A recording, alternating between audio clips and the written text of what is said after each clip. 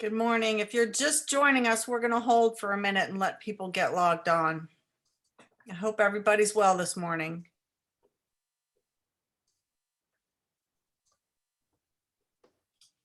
That's old well, right? Old well.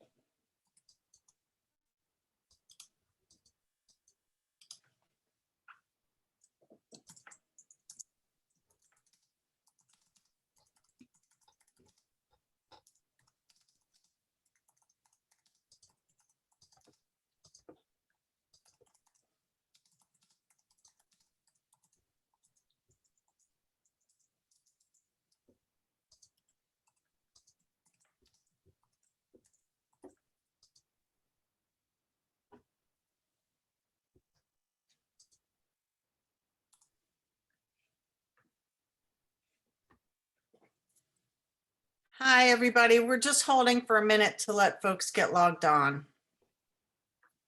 We will get started in just a minute.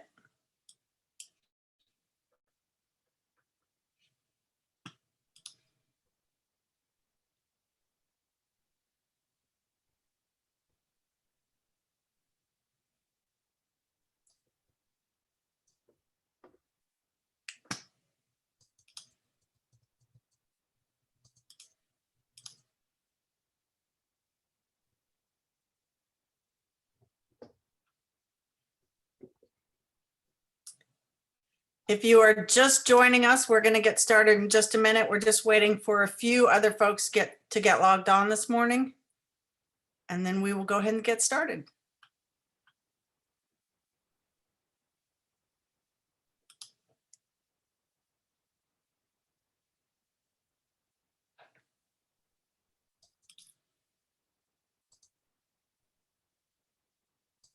Welcome, everybody.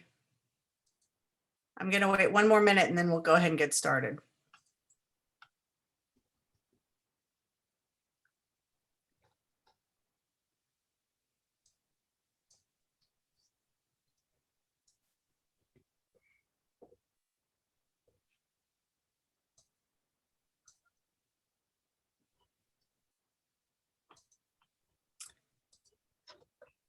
All right, everybody. It looks like we're about at 58 folks, and so I'm going to go ahead and get started. I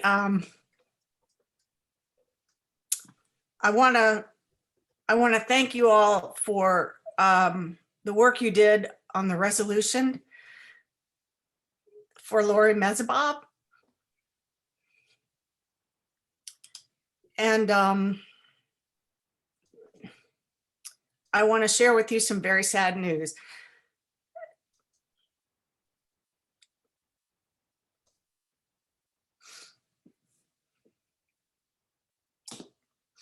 Lori passed away last week. I'm trying to share my screen, and of course, I'm a bumbling mess. So give me a minute here.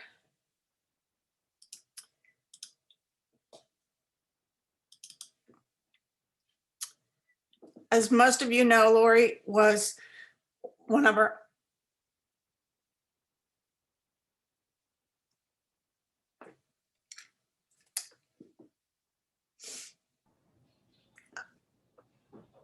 Please take a moment just to look at the memorial.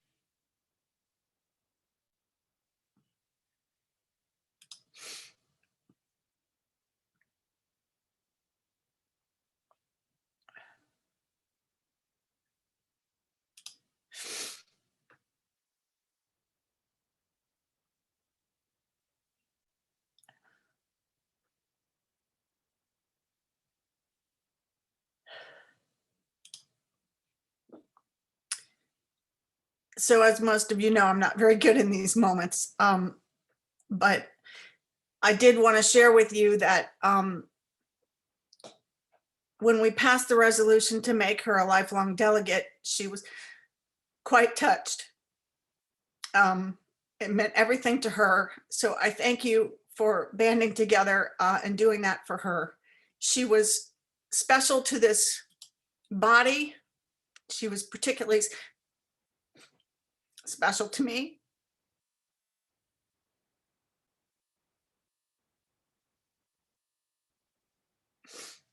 And I thought maybe I would share a few things about her. I served with her on the committee to replace Wayne. Well, that's a horrible way to put it. To search for a new director of the Ombuds office when Wayne took another opportunity. And of course, that resulted in the wonderful Don Osborne Adams. But serving on that committee with Lori was enriching. I grew from it. You know, those are challenging, and she modeled the way to have conversations where you can disagree and come to consensus and end up with a wonderful result. So I wanted to share that with the body and also ask if there was anyone who wanted to share their thoughts or experiences with Lori at this point.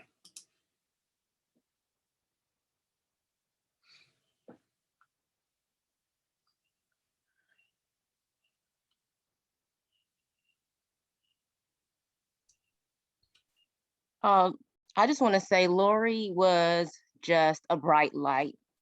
She was always smiling, at least when I saw her and when she spoke to me, and she always made a point to speak to me after meetings and was just encouraging. She always had something positive to say to me and in general. So she will be greatly missed. She was such an awesome, positive, encouraging, compassionate person. And so, yeah, I just wanted to share my personal experience with her.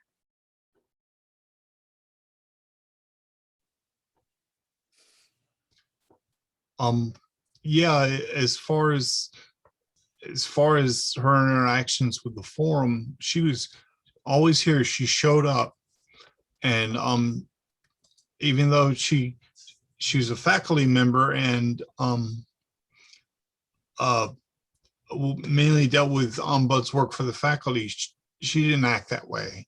She acted like a staff person and was friendly. I'd see her on Franklin Street and she would say hello and take her time, and I really valued that. I appreciated it.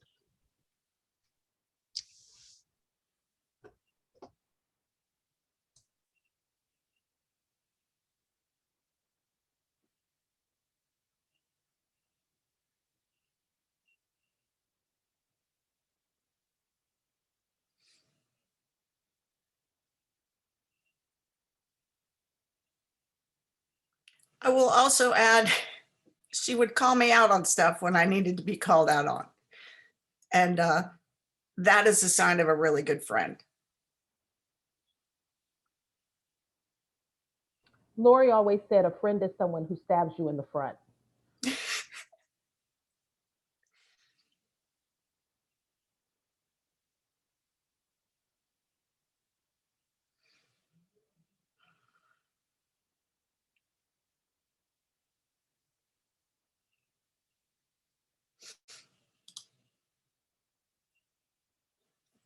Is there anybody else who would like to share a thought or memory of Lori before we move on?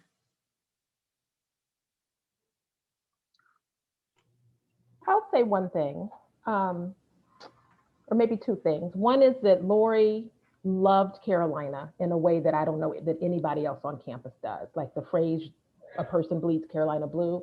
That was Lori through and through. And at the same time, Lori knew that to love something is to criticize it and to dissent and to try to make it better. And she lived that every single day. And that had quite an influence on me.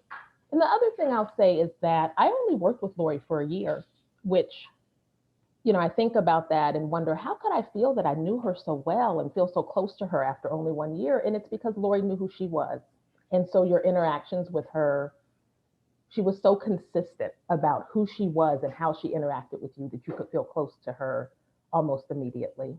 And I think that too is a lesson for all of us. And I feel that it's an honor that I was able to work with her for just a year. Victoria worked with her for much, much longer.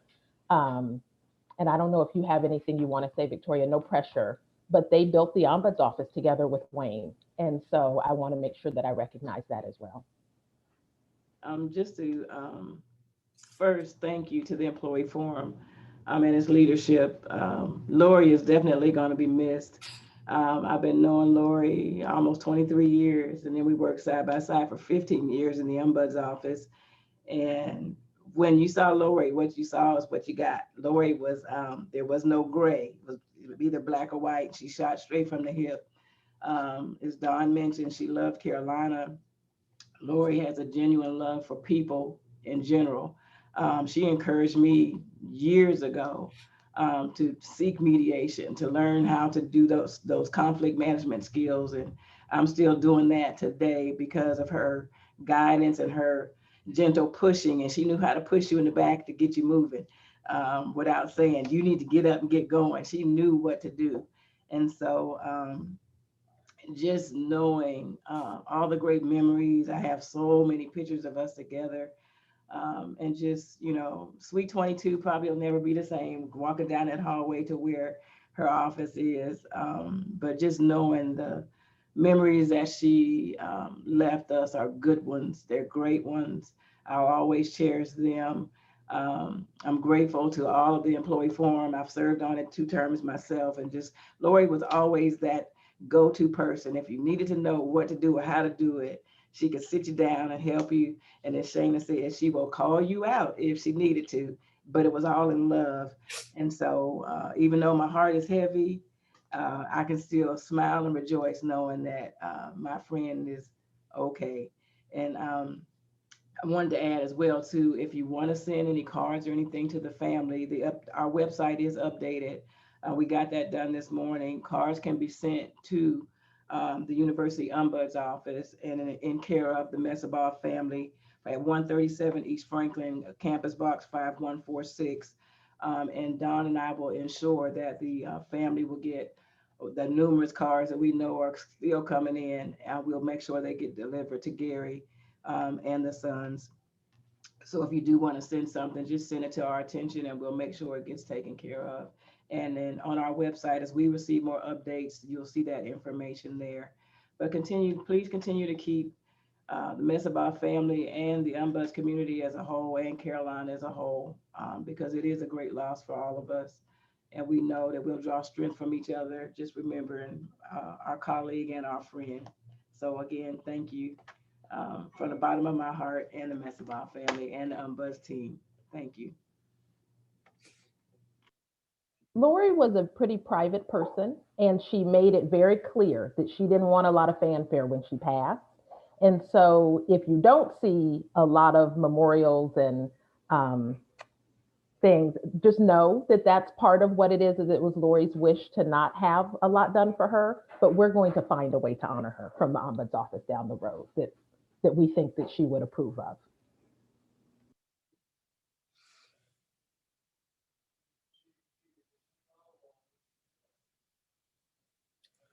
Well, thank you from the Ombuds team. As most of you know, and I'll repeat this story again for those who don't know it, but about 15 years ago, there was a task force for a better workplace.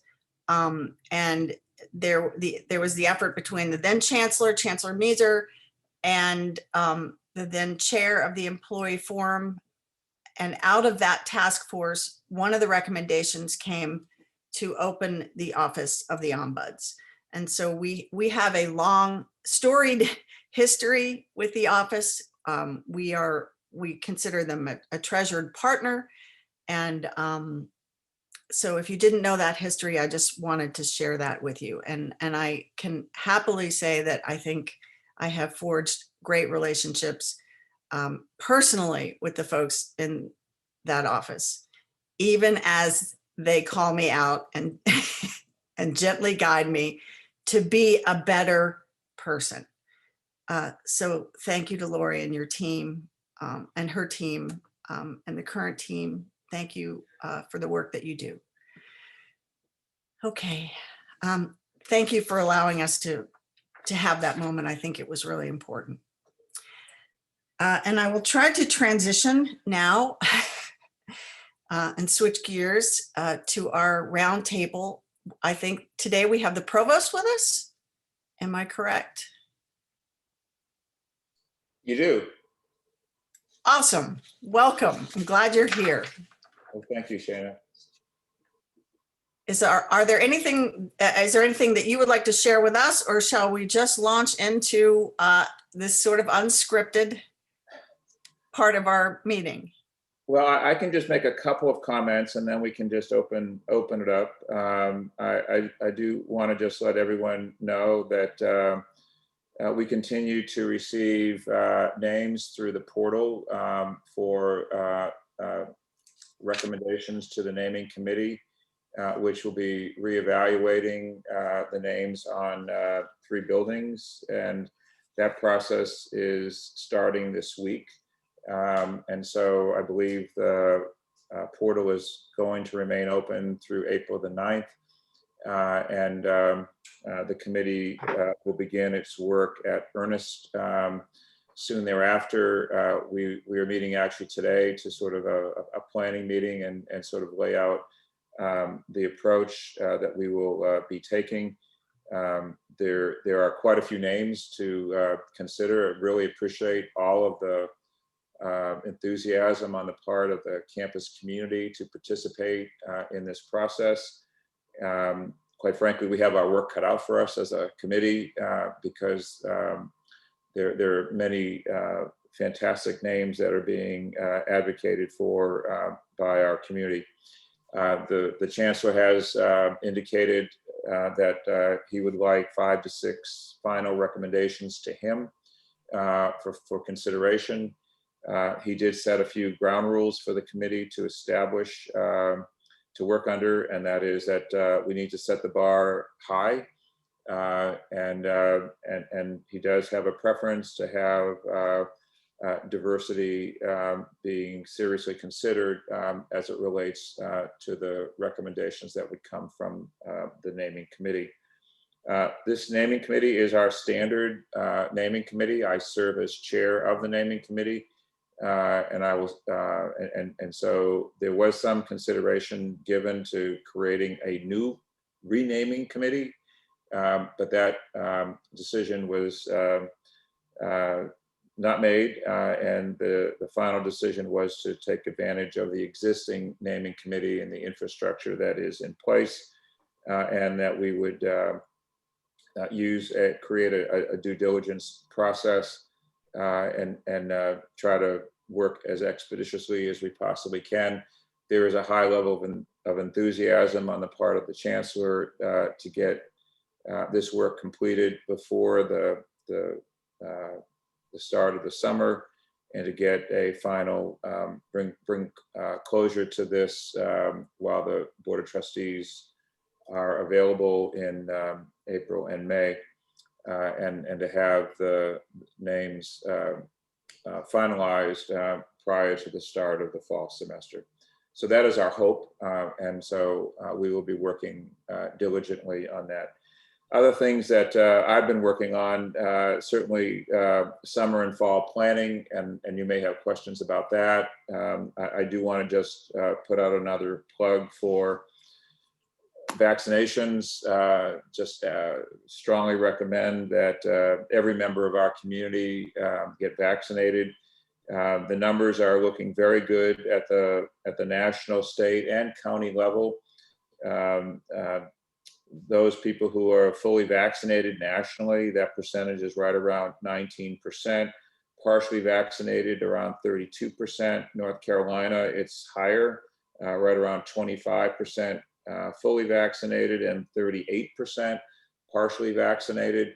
And Orange County mirrors the state now with around 26% fully vaccinated and 37% partially vaccinated. We continue to test, and we passed the 150,000 COVID-19 tests at our laboratory site here on campus. This has been a tremendous asset for us, and we're very fortunate to have a facility that can provide this kind of service for our general community. We will continue to maintain community standards through the summer. Of course, mask wearing, physical distancing, and testing will still be in play. As more and more of our community gets vaccinated, we're increasingly more optimistic about the fall, and there'll be some communications coming from the Chancellor and myself to the general community as it relates to our thoughts on what the fall might look like. Again, I'm happy to answer any questions that you might have. There was somewhat of a controversy around mandatory vaccines. As you may have heard, Rutgers University and Cornell University have mandated vaccines. This is a little bit counter to what we understood as it relates to the FDA and the FDA's requirements that one cannot mandate vaccines while you still have an unapproved vaccine, which is still the case. We have questions being directed to our legal counsel. We also have been having conversations with our peer universities, and they too are a bit confused as to how Rutgers can move forward with a mandatory vaccine. We have other issues with regards to even considering mandating vaccinations on campus, and that would include the state. The state would have to pass a law, to require mandatory vaccines. And so as of right now, we don't envision mandating vaccines because of those obstacles. We're still not sure whether or not we would want to mandate it, but certainly there is pressure from some corners of the campus to move in that direction. With that, I'll stop there, Shana, and just open it up for questions. And if people have thoughts that they would like to contribute, also, I'm happy to hear. Great. So to the body, it's now open up. You don't have to raise your hand, just unmute yourself and ask your questions.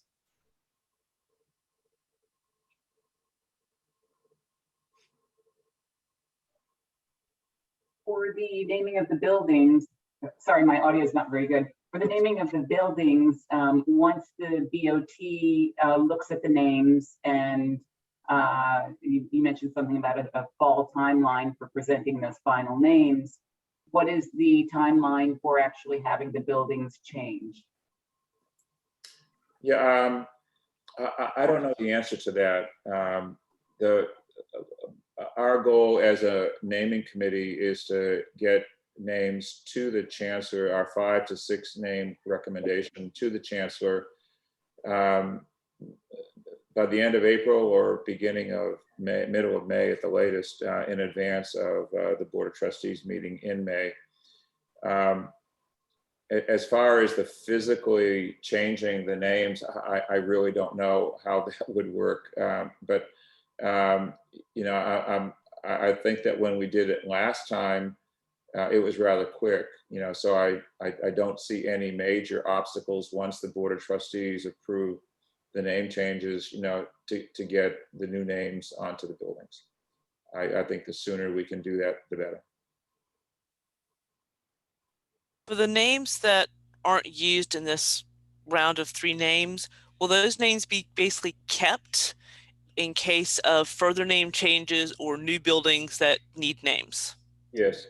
the names and all the work of the committee will be retained, for future renaming considerations. We do anticipate that there will be other name changes in our future, and certainly we want to take advantage of all of the due diligence that is going to take place as part of this process. So I think that would be the best thing to do, is to keep all the recommendations. We opened the process up to everyone, and the response has been overwhelming. And so we really appreciate all of the thoughtful considerations that people have made in doing this. I feel that this was a good thing to do, that there are a lot of opinions about names on buildings, and certainly we want to make sure that we don't perhaps lose a hidden gem out there that maybe is not a common name that many people who know North Carolina might come up with, but perhaps someone knows something about someone that is extraordinary, and that we would certainly want to give that person due consideration. So I really like the fact that we have opened it up and have given many voices the opportunity to be heard here.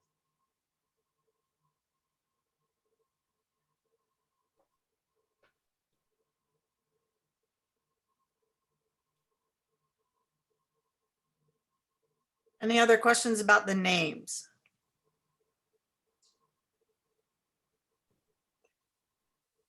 So I have a question about vaccinations, which I've gotten from many different areas of campus, and it seems to me that if we are thinking about bringing folks back to campus for the fall, ramping up or taking barriers down, removing barriers to getting staff and faculty vaccinated would sort of make sense right now. And so I'm wondering, is there any consideration, and I know that we've talked about this before, for getting an on-site vaccination clinic going for our faculty and our staff? Well, this came up yesterday at the EOC meeting, and the concern that at least that we have heard, Shana, has been directed towards primarily the third shift of the workforce, and that they are, just because of the timing, have not had the kind of access to vaccination sites, that we would like. And so we did ask Campus Health in partnership with Employee Health to come up with a plan that would provide unique access, particularly that would favor their time schedule. And so this is something that Shana, maybe you could weigh in on. The thought was that we would try to promote this, particularly amongst the third shift workers. We would use the current site at the Student Union. We would just have it available very early in the morning, and allow staff workers to leave early to get their vaccination, and do this a few times over the next several weeks in order to give staff members who are working on the third shift access to it. We had not heard that there were problems using the Friday Center for the majority of the staff. What we have found is that the Friday Center and the R&R lot are highly efficient and very accessible, and so it would be hard to reproduce that efficiency. We are able to use some of the doses that we received from UNC Healthcare to use for this third shift staff dosing. And so we have about 500 doses, I think, available for that purpose. So And if other staff members, wanted to join that group, that would also be possible. So I just feel that if there is a legitimate need, if you feel that that we need to open up more sites, then that would be fine. I think most of the discussions, though, from Kathy Brennan's perspective, was that there was not the demand on campus. I mean, most of the people aren't on campus. Most of our people are off campus. The people that we felt that we had the greatest challenge with was the third shift. So if that's not accurate, Shana, then maybe we can talk offline, and you can give me some thoughts, in terms of how we might best address, the need. But I think most people who, at least from what I understand, faculty and staff have been very appreciative of the quick and easy access through the Friday Center and the R&R Lab. I would agree. I think there is, our main concern when we first started these conversations was to get our third shift folks more access because of their tricky shift. Right. And so I think an early morning start would work really, really well if we could do that. I do know that it's kind of a hit and miss for staff trying to get an appointment. If you're super diligent and lucky, you can get an appointment, but some people are still having trouble, and there still is an access issue. And I guess my main concern is just if we are bringing faculty and staff back to campus, along with a lot of students in late July, August, it just seems like vaccination efforts really need to ramp up now to give folks time to get both shots, and then the 2-week waiting period. Yeah, so with respect to the third shift strategy, the other thing that that we have heard is that a number of the third shift may have either language barriers or also technology barriers. And so we are going to have translators and also people on site to help. This will be more of a walk-in opportunity, so people can just walk in, and there'll be someone there to help them, sign up and register on site, so that they any technology barrier or language barrier can be overcome. Awesome. That's great. Thank you very much for that. Are there does anyone else want to weigh in on this particular topic? Yeah, hi Shannon. My name's Ribisl. I'm the chair of the Department of Health Behavior at the Gilling School of Global Public Health. There's a team we're presenting shortly after on the Safer Ways app. And one of the things I wanted to point out, we have on our faculty a guy, Dr. Noel Brewer, who's been studying vaccination behavior for the last 20 years. And he's really one of the leading experts, and he's now guiding some of the work of CDC and the World Health Organization. And one of the things he did in a sort of a landmark review paper when he looked at the evidence of how best to promote vaccination about 2 years ago is really making it super easy and accessible. And so the more clinics you have, and I think this is partly one of the things behind Biden's new strategy to try and have lots of places where everyone could get vaccinated. And so remember, if you go back a couple of years ago, we had these flu clinics. And so they would have them at our School of Public Health atrium. They were across the street in dentistry. They were across, we had them all over the place, and we made them very, very accessible.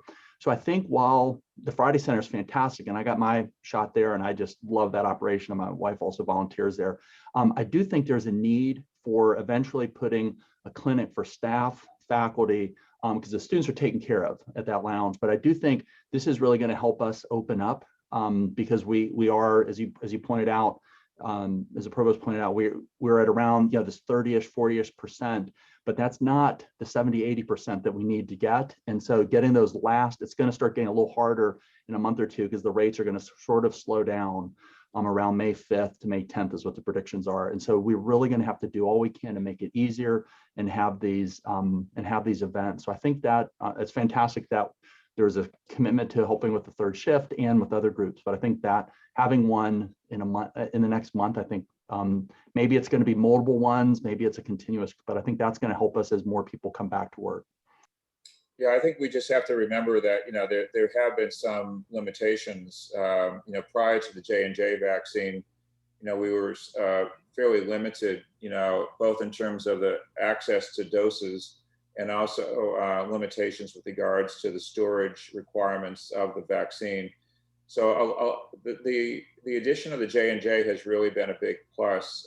We have administered, have received now 2,000 doses for our students of the J&J, and we just received verification that we would receive another 2,500 doses of J&J for predominantly for our students.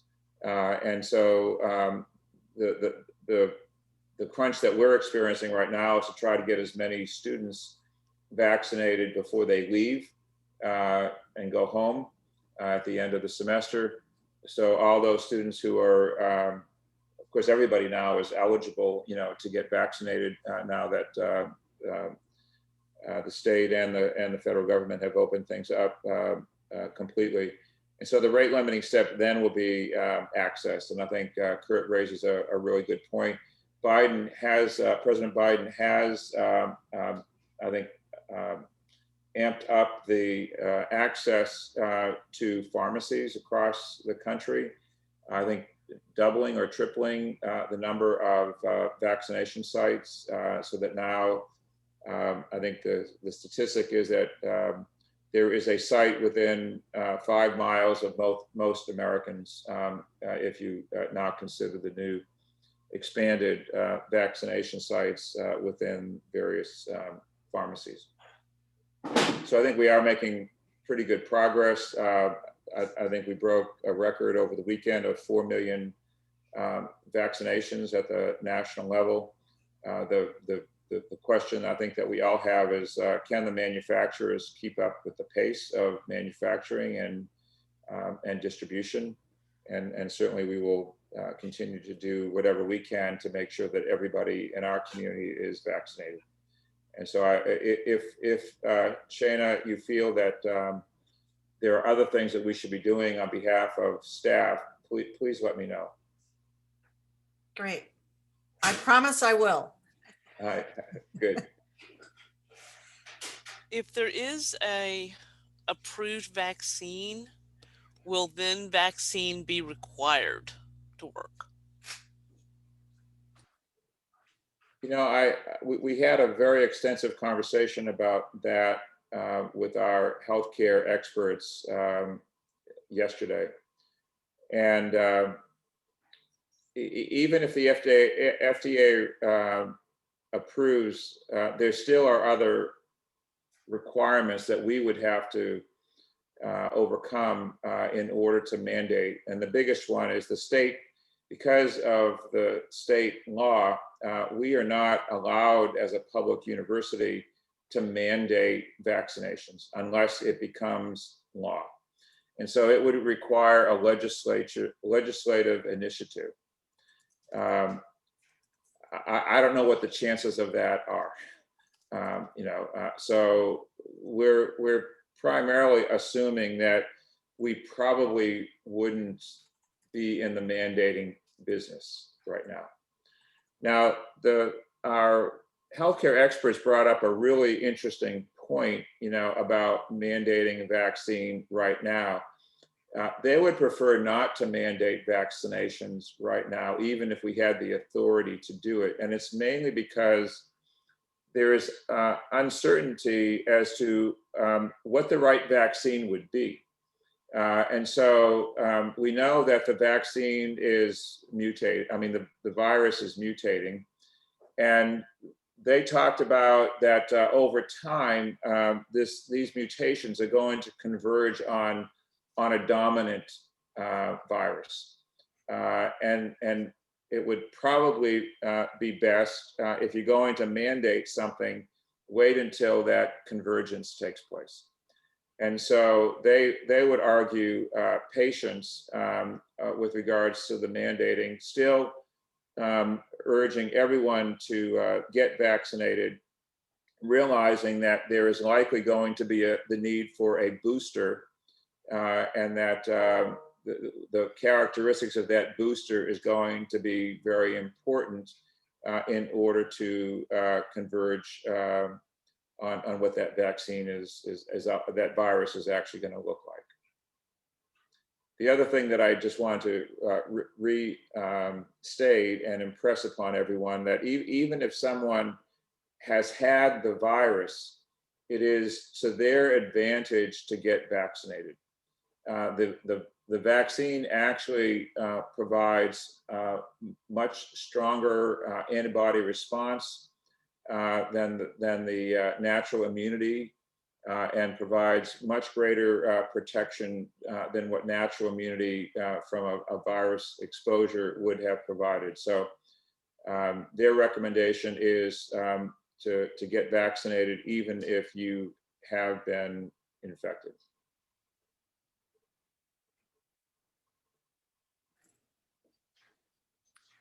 Any other questions on Bill vaccine? had a question? Yep, there you go. Yeah, I've been trying to sort of contort this into an actual question, but I guess one thing that's on my mind thinking about vaccinations is the current plans for the fall semester and sort of what that's going to look like. I mean, I would assume that one of the assumptions going into that decision-making process is what we expect the vaccination rate to be in the community or among students or among staff. Is there anything, as we're sort of monitoring this situation, and I know this is months ahead of when folks would be even considering coming back to campus, is there anything that might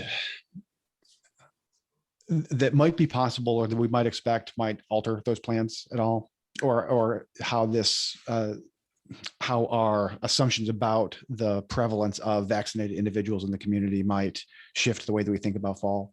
Yes. So I think we're making assumptions, Phil, to your point, and it is very possible that things could change, or things may not progress the way the quote experts, believe that they might proceed. So yeah, the biggest issue would be whether or not the variant changes significantly, both in terms of the percentage of the virus population in our community. Right now, we're looking at a high percentage of variants in most communities now. The UK variant is a dominant variant, and between that and the California variant, those two probably are more common than the original virus that was in place. And so so we know that the population that is changing. The good news on that is vaccinations, protect against those variants for the most part. And so that's not an issue. But what could happen is that you could have a new variant that is unknown to us right now that could be problematic. And I guess the worst case scenario would be that you have such a mutated variant that the current vaccine is ineffective. And so that puts us in a whole new ballgame, and that would not be very good for our society, because it would put us in kind of the same situation that we were over a year ago. The good news is that the vaccine manufacturers are in a pretty good place, as it relates to gearing up quickly, in terms of tweaking, what a booster shot might look like, if these variants were to become problematic and dominant, in the general population. So that's our biggest fear. I think the other fear is that, it's possible that there could be a manufacturing problem, unexpected, and access to vaccinations are not as available, or vaccines are not as available as we would have otherwise expected. We think our community is going to embrace participation in the vaccination program. We have been running ahead of the country in general. Orange County in particular, and the campus community have been very compliant. I look at our positivity rate, and our positivity rate has been terrific, well below 0.2% right now. And that's a very encouraging sign that that our students and other members of our community, are paying attention to their community standards and are compliant. So we think we have a compliant Orange County community. I think we have a compliant campus community. And so I'm optimistic. I know that there are some members of our community that are still reluctant to get vaccinated. I'm hoping that will continue to evolve, and that they will become increasingly more comfortable and trusting, of the vaccination process. But I know that I have been fully vaccinated. I saw had a chance to hug my 4 granddaughters for the first time in 17 months, and I know that perhaps some of you would like to do that as well.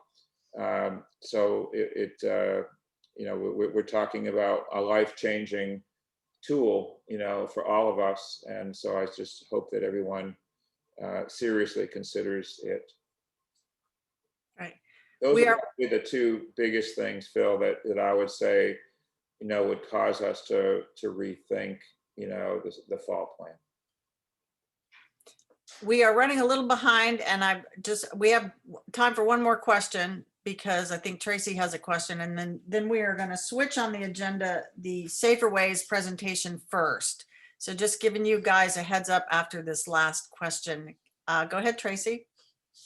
Hey, thank you. Thank you for all this great information. And I think you guys are doing a great job with communicating with the staff and faculty and the community. I appreciate that a lot. My last question is, with the fall plan, what does the communication look like for the incoming students? Because we presently have a community that has been with us for almost a year now, and now we're going to be having a bolus of more people showing up on the campus that are new to our community. Yes, that's a great question, Tracy. And I guess I would say that we not only have that community, to communicate to, but we have to constantly re-message, even to the community that has been with us these last 3 years. So I think we have a lot of work to do in making sure that everybody understands the landscape, understands where we are, as a community, as it relates to our community standards. We are a bit uncertain as to, what the final community standards will look like as of today. Again, the Chancellor and I will be sending out a message kind of laying out the framework for the summer and the fall, but it's not complete. And it's not complete because there's still a lot of gaps in our knowledge with regards to the science. We are learning a lot, and every day we continue to learn a little bit more about what it's likely to look like in the fall. So we are taking a fairly optimistic view, and most of our communication is around the assumptions that we will have a campus community and a Chapel Hill, Orange County community that is highly vaccinated and will be highly compliant, with our community standards. We will maintain testing in some form, but it might be a little bit different than the current testing requirements. And we will probably continue to require mask wearing in most situations. And so, so I think those are things that we will continue to communicate until we have data and science that can suggest that we can move away from those recommendations and move towards new recommendations. But we will continue to keep you appraised of all of that as it happens. And so, Shana, I think that's one of the benefits of coming to this meeting on a regular basis. You know, we can keep everybody up to speed as those decisions are happening in real time. And certainly want to make sure that everyone has a chance to weigh in on those decisions as they are being made. Well, with that, I will say you have a standing open invitation to to be with us at the roundtable with the Chancellor and the Provost. So I hope you carve this time every month. We so appreciate it. And it does make us feel more a part of the conversation and the decision-making process. So I know your schedule is massive, and you being here shows great commitment. So thank you very, very, very much. We very much appreciate it. Well, it's my pleasure, Shana. Thank you so much. And thank you for all of you are doing. Appreciate it. Bye-bye. Take care. All right, and I'm sorry we are running late, but I have switched the Safer Ways people to first. So if you are still with us and ready to go. Yes, we're here. Awesome, great. Awesome. So I'm going to pull up the slideshow. Here we go. Okay, so can you see a slide in front of you? Oh, great. So nice to see you all. Thank you for having us today. We really appreciate your time. We wanted to talk with you about a safety app that we've worked on as a team. I'm going to introduce our team and then just walk you through the project, the status, and some feedback that we'd love from you all, as well as the opportunity for you to try the app and tell us what you think, and hopefully use it in the community. So this project is supported by the NC Policy Collaboratory, and we've had great opportunities this year to really refine the project and work towards what we think is a really great tool for helping share and crowdsource COVID safety behaviors.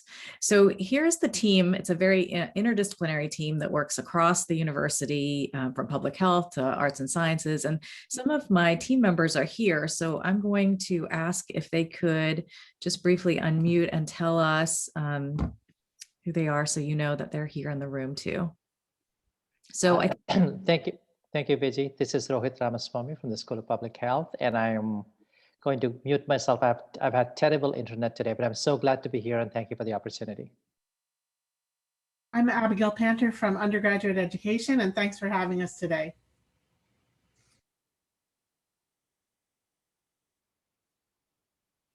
okay, I think that's it. I think that's it, Viji. Okay, great. I had to leave. Sure. Okay, so, oops, sorry. I'm having trouble getting the Zoom windows to cooperate with me, because I made it so I could see more of you on my screen, and now I can't see the slide. There we go. Okay, so this is a digital public health tool, and we're hoping to crowdsource data on COVID safety behaviors so that people feel comfortable and can either avoid locations that they consider risky locations, or frequent locations that they feel looks to be safe to go to, and in the hopes that we're sort of preemptively reducing the spread of COVID. And by safety behaviors, we mean these three major asks that we have of people: to record the location that they're in, to talk about the crowds, and if there is a crowd, how distanced people are in those spaces, or are they maintaining, say, 6 feet of distance, and whether or not people are wearing masks. So I don't know if some of you are familiar with the Waze app for traffic. But it's kind of like that, in that we're hoping to get people to share information as they're out in the community about what they're seeing, so that others can use that information, either again to decide to go to a place or not go to a place. And I think this is really valuable to be thinking about in this period where some of us are vaccinated and some of us aren't, and so there may be varying levels of comfort around being willing to be in certain spaces. So I wanted to show you just a couple of screenshots of what the app looks like, and then I'm going to send you the link to the app so that you can pull it up on your phone or have it on your computer. It really works best on a phone, but you can certainly use a computer to do it too. So it is just safer-ways.com. And the first screen you'll get to prompts you to indicate your location so that it can put a pin near where you are currently. And then you'll be able to see where other reports have been made nearby. And those reports can vary in terms of how recently they were made. So you can click on them and see when they were made. And the idea is that the green checks might indicate areas that are fairly safe. The yellow may be a little less safe, and the red less safe still. So the way that those checks are colored is based on the information provided. So you can click your location if you're somewhere and tell us, for example, how crowded the location is. So if there's no one there, then you can indicate that, or if there are lots of people there. And then of course the coloring is to help quickly identify potentially riskier behaviors, and then how far apart people are. So if most people are distancing versus about half or none, and then the mask wearing. So how many people in the area are wearing masks. And then we've also added some information about whether or not this is an outdoor location or an indoor location, because we now know that some of this is acceptable in outdoor spaces, or some people might feel more comfortable with people not wearing masks, for example, outdoors, whereas they might not feel that way about indoor spaces where people are not wearing masks, as well as the lines. So to indicate maybe how long you might need to be waiting in a certain place to help people feel they have the information they need to be comfortable. And then you can also click into a location and see if there are multiple reports. So sometimes, just like Waze, there could be somebody who sees something different, or potentially the situation changes over time. So you can see how that might be. And what we'd like to do is get to the point where people are using it so frequently that we're able to do some kinds of modeling to show that when peak times might be that are safe or unsafe, for example. So that's the goal, is to get to that place.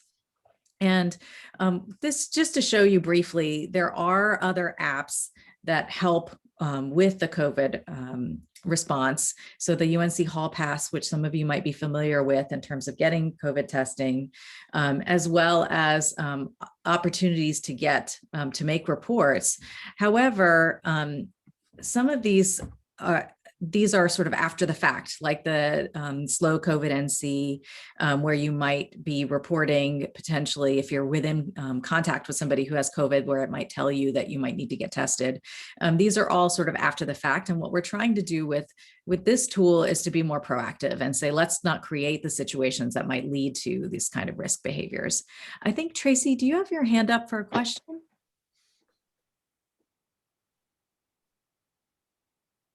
It might just. Oh, sorry. It was a residual hand. I'll see if I can. No problem. I just didn't want to. I wanted to make sure that if it was something that you need addressed, and feel free at any point if you have questions to let me know what they might be. But just to share a little bit of the press around this. Yeah, Viji, can I just jump in? Sure, of course.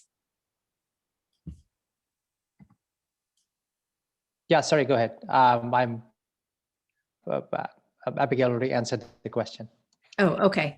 Oh, yes. Sorry, I'm not having the chat up. That's the wonders of Zoom. There's just a lot going on the screen. Yeah. Okay. So some of you may have heard about this Instagram account where people were videotaping situations where they felt it was unsafe. These kinds of things, while they help provide information, they can be really challenging for the person who is trying to share, right? Because potentially you're outing who you are as the person who's providing this information. People see it as like a tool for snitching. You know, there's all kinds of ways in which this is construed in a negative light. But the way we were thinking about this tool is that you can report good and bad behaviors, for example. So it really isn't about snitching. It's really about crowdsourcing information. And when we have more people doing it, then we can triangulate towards hopefully what is actually happening in a situation, especially if it shifts over time. So we're trying to avoid this finger pointing and really trying to think more about empowering people to have data at their fingertips, right? So just to give you a sense of how the tool has been going, we haven't really marketed it heavily. We've talked to a few student groups about the tool, so shared it through social media. We've had about 1,500 unique users providing 400 reports. And then we have a community core of volunteers, which includes undergraduate students, graduate students, and faculty and staff who have tried the app and given us some feedback about it. And we're wanting to share this tool with you as well, and really get a sense of how we might be able to do more outreach. So here's some example activities of outreach we have done. We put banners in the Friday Center and the Student Union where there are testing centers and people might be waiting so they could potentially pull up the app, as well as the School of Public Health.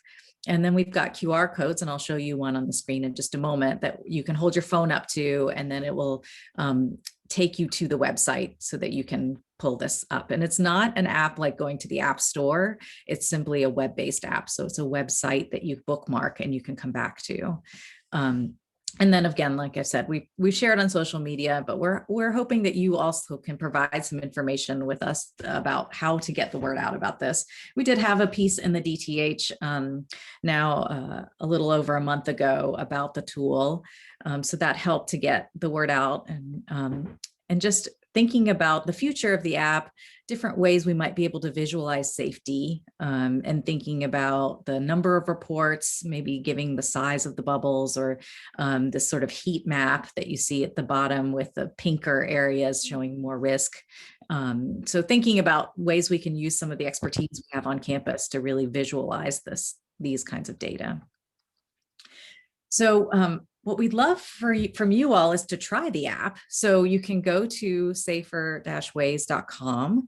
And if you'd like, you can pull it up on your phone now. And I'm actually going to just hold the QR code up here on the screen. So if you've got a phone, and it depends on your phone, but I know mine, if I just pull up the camera app and I just hold it over the QR code, it will prompt me to a link, which is saferways.com. But you might have a QR reader on your phone that does the same. So I'll give you a second to navigate to it. And then also, if it isn't in the chat, we can put it in.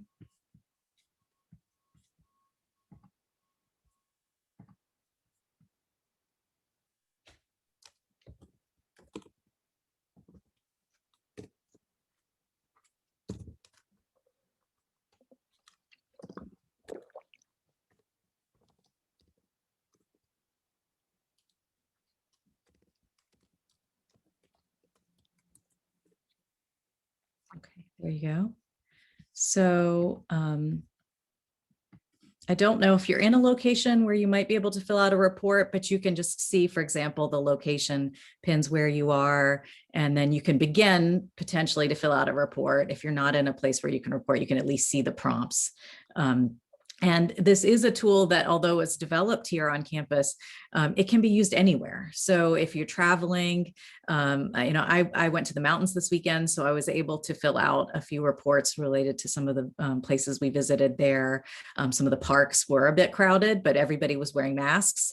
So I wanted to be able to share that information with people who are thinking about taking a trip, for example. So this is something that, as you're out and about in town to report, I know when Wegmans opened up, people were filling out reports there to indicate when it might be crowded. So there's all kinds of potential good uses. I think I still feel like I should have somebody sitting outside Trader Joe's telling me every hour what I might expect to see there.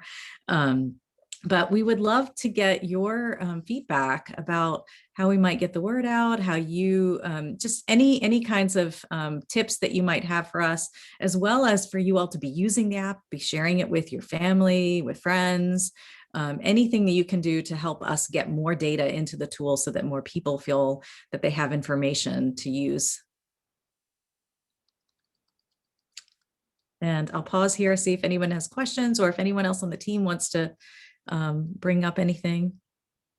I see Laura has her hand up. Okay, great. Laura? I do. Hey, thanks so much for sharing this. This is really cool. I've heard about it, but I hadn't had a chance to play with it. So this is fun to be able to look at. I'm thinking about how to get the word out and thinking about that Instagram account that you pulled kind of snapshots from. And I think one of the reasons that went so viral is because it was on social media, right? It met students where they were, right? So I was wondering what terms and was wondering in terms of what rollout you have planned for social media specifically. Like, do you have a Safer Ways Instagram account, right? Like, or is it just going to go through the UNC account? Does that question make sense? Yeah, it makes a lot of sense. Yes. So all of us on the team, as you saw, we're all either faculty or graduate students on the team. And so one of the things that we've talked a lot about and thought a lot about is who is our audience, right? Like, who are going to be the people who want to fill this out? And we hope students will want to do this for one another, but we're thinking that it might actually be staff, it might be faculty, it might be people who aren't in that traditional college age, potentially, who are feeling like they could report the risks or want to know the risks a little bit more than the typical college student. So we're really trying to explore those kinds of things. But yeah, we don't have an Instagram account or a Twitter account, but I have been in touch with the person who manages the social media for UNC. And so we've been talking about how we might plug this into some of their efforts, as well as share it at commencement with students who are going to be inviting family members, for example, into campus. So sort of rolling that out with the communications that go with visiting campus during that time. So hopefully reaching a larger number than just the UNC and surrounding community. So hopefully they'll take it back to their hometowns and share with family there. But that's a great idea. Any other suggestions or comments about how to get the word out? That's helpful. Thank you. Oh, sorry, Keith. I was just going to do a quick follow up. Go ahead. And it's all you.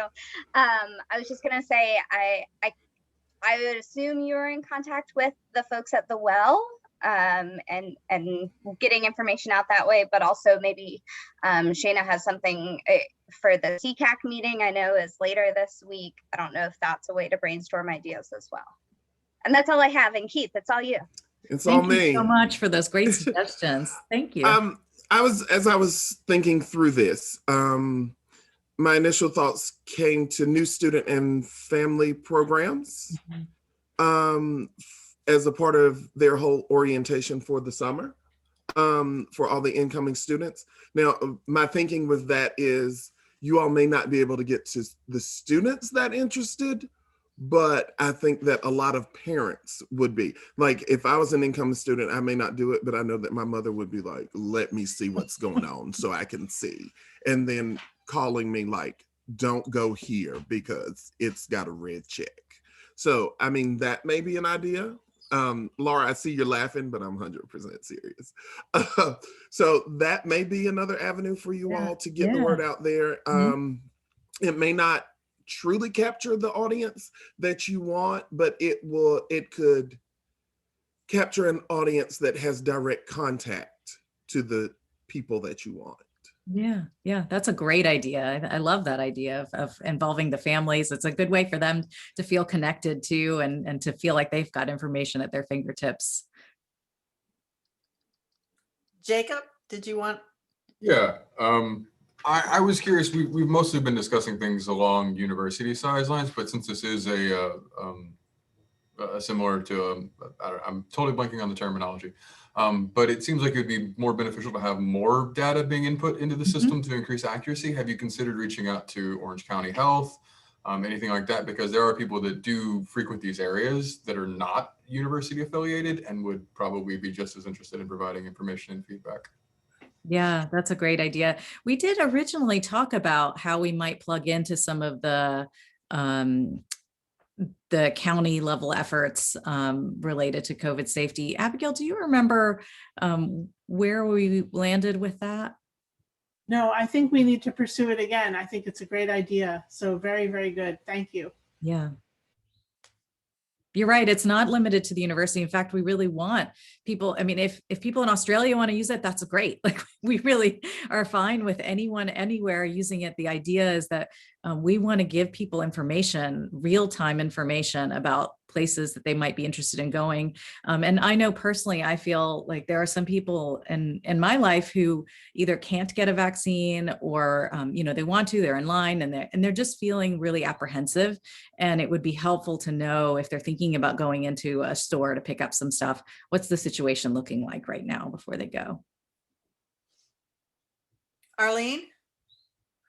I was also thinking about the Raleigh Departments of Park and Recreation. You talked about how the park was crowded. Mm-hmm. So they would also be, hey, if you would like to know how crowded our park is, here's this website. So they may also be able to spread the word that way. There's also a website called parkgeek.com. Oh, okay. That does things like, what is going on at parks? What is going on at museums? And if they publicize on their website, that gives everyone who uses their website, which again spreads it throughout the state. Yeah, wonderful. Yeah, those kinds of suggestions are awesome because they're not ones that some of us are familiar with. We've sort of reached all of our spaces, but if you know of other lists, and please provide information to your lists as well. And we can drop in some of the, I don't know if the best way is through chat or through email, but we can give you kind of we've got like an image that you can post on Facebook or Instagram or Twitter. That's just a little bit of information about what the tool is and the link. So you can share this with your own networks as well. So Viji, if you will send all of that to me and Matt, I'll make sure that all the delegates get it. Great. Yeah. And I'll send the slide deck as well. So if you'd like to review it with your teams, that would be wonderful. I'm happy, and anyone else on the team is happy to come talk to any of the groups that you might like to introduce the tool to. But now hopefully you pulled it up, and please use it. Try to use it today. Maybe make it a goal to use it one day, once a day for the next 7 days or something like that. Just tell us how you're thinking it's going. If you've got feedback for us, we'd love that too, because this is just version 1 and we'd love to see what version 2 might look like with your feedback. Thank you so much for your support and time. Thank you. This is wonderful. And I will make sure, once I get that from you, I will make sure that it goes out to all the delegates, because it looks like there's lots of enthusiasm about this. Great. Thank you. Is there anything else you wanted to add before we move on to the next presentation?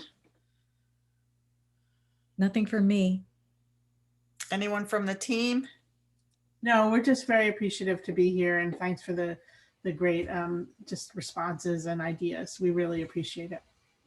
We appreciate you. Thank you. Really quick, Viji, could I get your contact information in the chat? Sure. Just so that I'm writing an email to our marketing communications office right now, and I just want to include that with that in case they have any questions about the project. They can contact your office directly. Yes, and in fact, I'm also going to drop in the link to, I think we have got yeah, I'll send all the information over to you, but the website, my email is in there too. Thank you so much. Yeah, thank you. Thanks for the support again. Thank you to you and your team. Thank you very much. Next up on the agenda, we have Matt Teal with Policy 101. Hi, good morning. Good morning. Let me get my screen sharing going.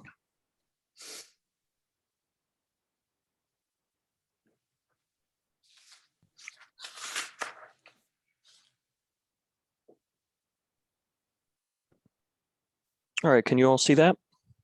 We can. All right, great. So good morning, everyone. My name is Matthew Teal. I'm the University Policy Analyst. I work in the Office of Ethics and Policy.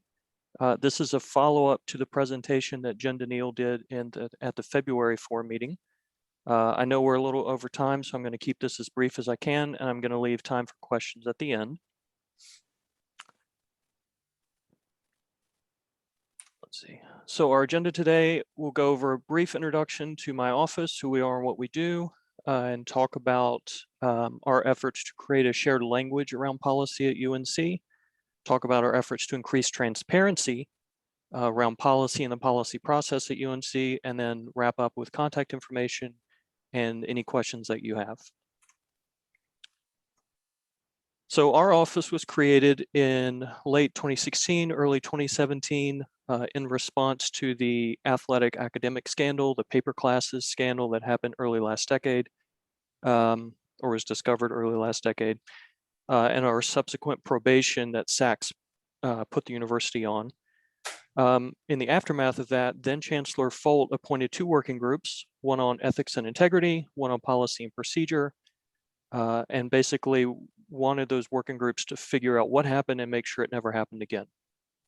So those working groups issued two separate reports, but made a joint recommendation to have a policy and ethics office to serve as a sort of a central hub or clearinghouse for all policy questions at the university. Originally, we reported directly to the Chancellor in the Chancellor's office, but since January 2020, we now are part of the Office of Institutional Integrity and Risk Management, headed up by Vice Chancellor George Battle. So one of our biggest efforts is around creating a shared language at the university. So what we found is sort of keeping it in line with the historical way the university operates in terms of being very decentralized. When IT used the word policy and when HR used the word policy and when all these different units and departments said policy, they could mean different things. So one of the first efforts that we had was creating a shared, standardized language and definition around what is a policy, what is a standard, what is a procedure. And we've also differentiated between university policies and unit policies, and I'll go into all of that. So a policy is a high-level strategic document that mandates, specifies, or prohibits behavior. So it's essentially high-level aspirational language that aligns with the university's mission, vision, and values. It's typically a fairly short statement. It can be longer depending on the document, but the policy language itself is typically fairly short. A procedure is a tactical document. So this is much more the other end of the spectrum where we're in the weeds. We're talking about how we're doing what we're supposed to be doing to accomplish what the policy is laying out. This must be written clearly to define who does what at what point or what process. It is not a detailed help guide with step-by-step instructions, but it is meant to sort of direct folks and help them get some clarity around, again, who does what when. Standards are a little harder for folks new to the policy process to wrap their heads around. It's the middle ground between a policy and a procedure. So it's the minimum acceptable limits or rules that are used to implement a policy. This is typically used more in IT or ITS. It's a little more rare elsewhere at the university. But yeah, it's that middle ground, acceptable rules or limits, or limits or rules that are used to implement a policy. So we've also, as I mentioned, differentiated between university and unit, and this gets into the scope. So a unit we've defined as an organizational campus that's headed by a vice chancellor, a dean, the provost, or a direct report to the provost. So College of Arts and Sciences, School of Ed, School of Government, et cetera, HR, IT, that's a unit. So a unit document only applies within one unit. An example is the Adams School of Dentistry's dress code policy for their students. A university document applies to 2 or more units. It doesn't have to apply to every unit, but as long as it's 2 or more units on campus, we consider it a university document. And this has implications for how we handle those documents moving forward. So once we've created a shared language, we can talk to each other instead of past each other. We've also created document templates to help folks standardize the look and feel of policy across the university. Historically, what we found is that legacy policy documents were written by different folks, different times, different units had different senses of what needed to be or what should be included in a policy document. So we've tried to create a common template that folks can use. And we've also importantly tried to centralize where policies live on campus. Historically, policies have lived on different websites. So HR policies live on the HR site, IT policies live on the ITS site, et cetera. And that's fine if you have a clear sense of who administers or quote unquote owns a policy.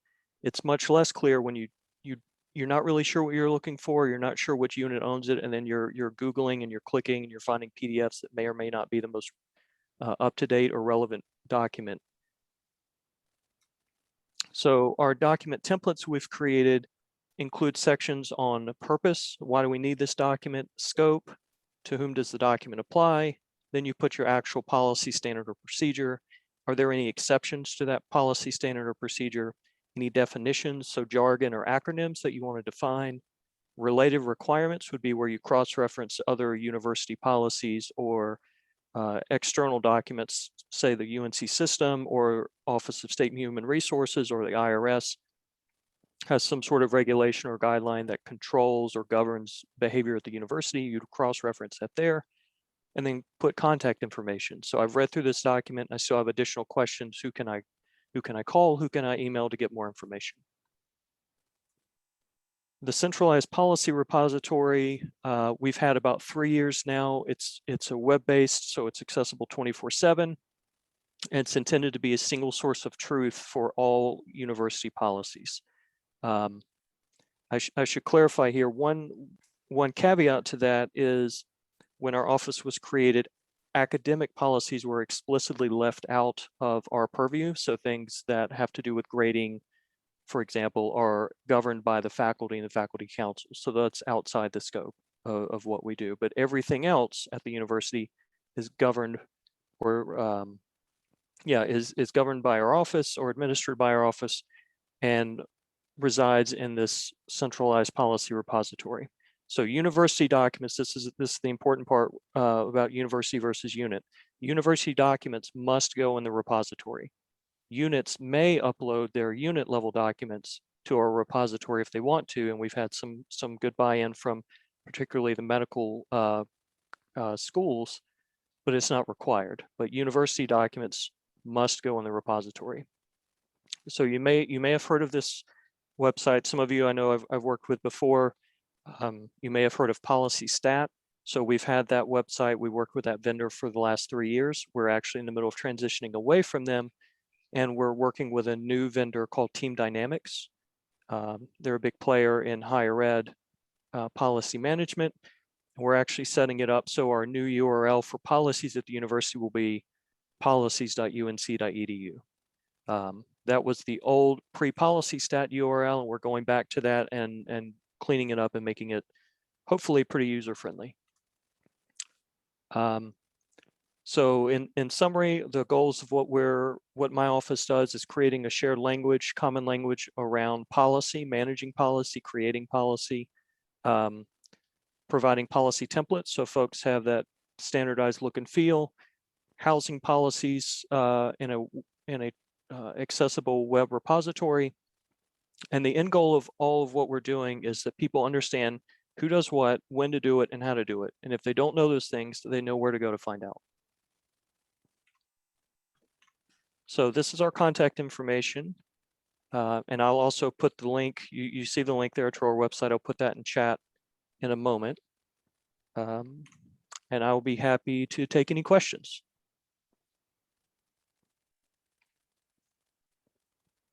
Are there any questions for Matt?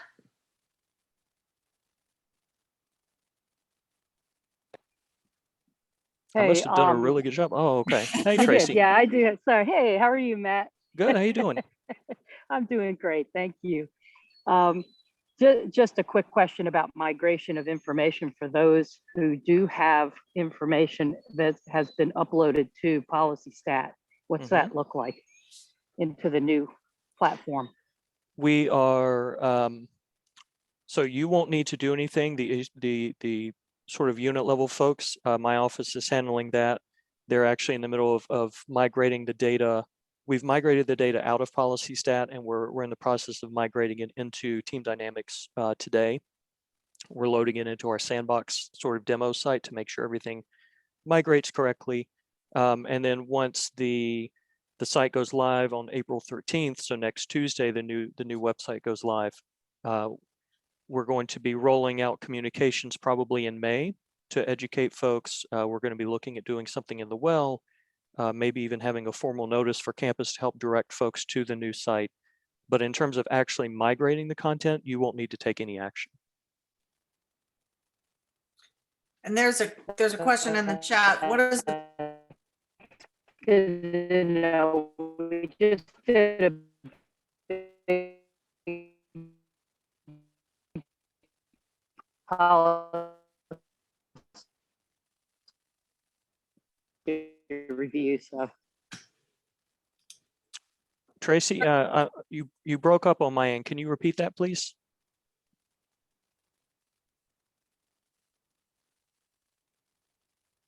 Shane, I was just, can you hear me now? Yes.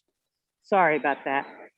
Yeah, we just did a very big policy review in my unit, and just wanted to kind of take this message back to them, so that, because they've been a little bit, since we just did this big review and updated a bunch of things in PolicyStat, they're like, oh no, now we're going to have to deal with migration. So that's great. Thank you very much. Yeah, absolutely. And there is a question in the chat. What is the procedure for suggesting a new university policy? Yeah, I see that. Hey, Terry, that's a great question. I would say reach out to our office. Jen and I would be happy to work with you. We can do some research on, does a similar policy already exist at the university? Maybe we can adapt that policy, or it needs to be tweaked slightly to meet your needs. If no such policy exists, we're happy to work with you. You all would be the subject matter experts, not us. We're generalists, but we can work with you on, again, doing the policy research, helping out with technical writing, or reviewing drafts that you have that you want some feedback on. So work with our office, and then we can help sort of shepherd you through the policy creation and approval process. And can I just say, having gone through that shepherding process with Matt, it is a dream. They are so good and so helpful. They are just absolutely amazing. Well, thanks, Kevin. That's very nice. I appreciate it. That's an excellent endorsement. Yeah. Any other questions? Let me, while I'm still thinking about it, let me put our link in the chat, just so everyone. So that's our team website. You can see we've got plugins for our Instagram. We've got social media as well. You can connect with us there. So, happy to answer any questions offline and getting into more detail about policies or the policy process. Matt, thank you so much. Absolutely. Thank you. Appreciate it. All right, we are moving on to our human resources update section of the program. Good morning, everyone. It's Link. We've got some great updates to provide. I am conscious of the time.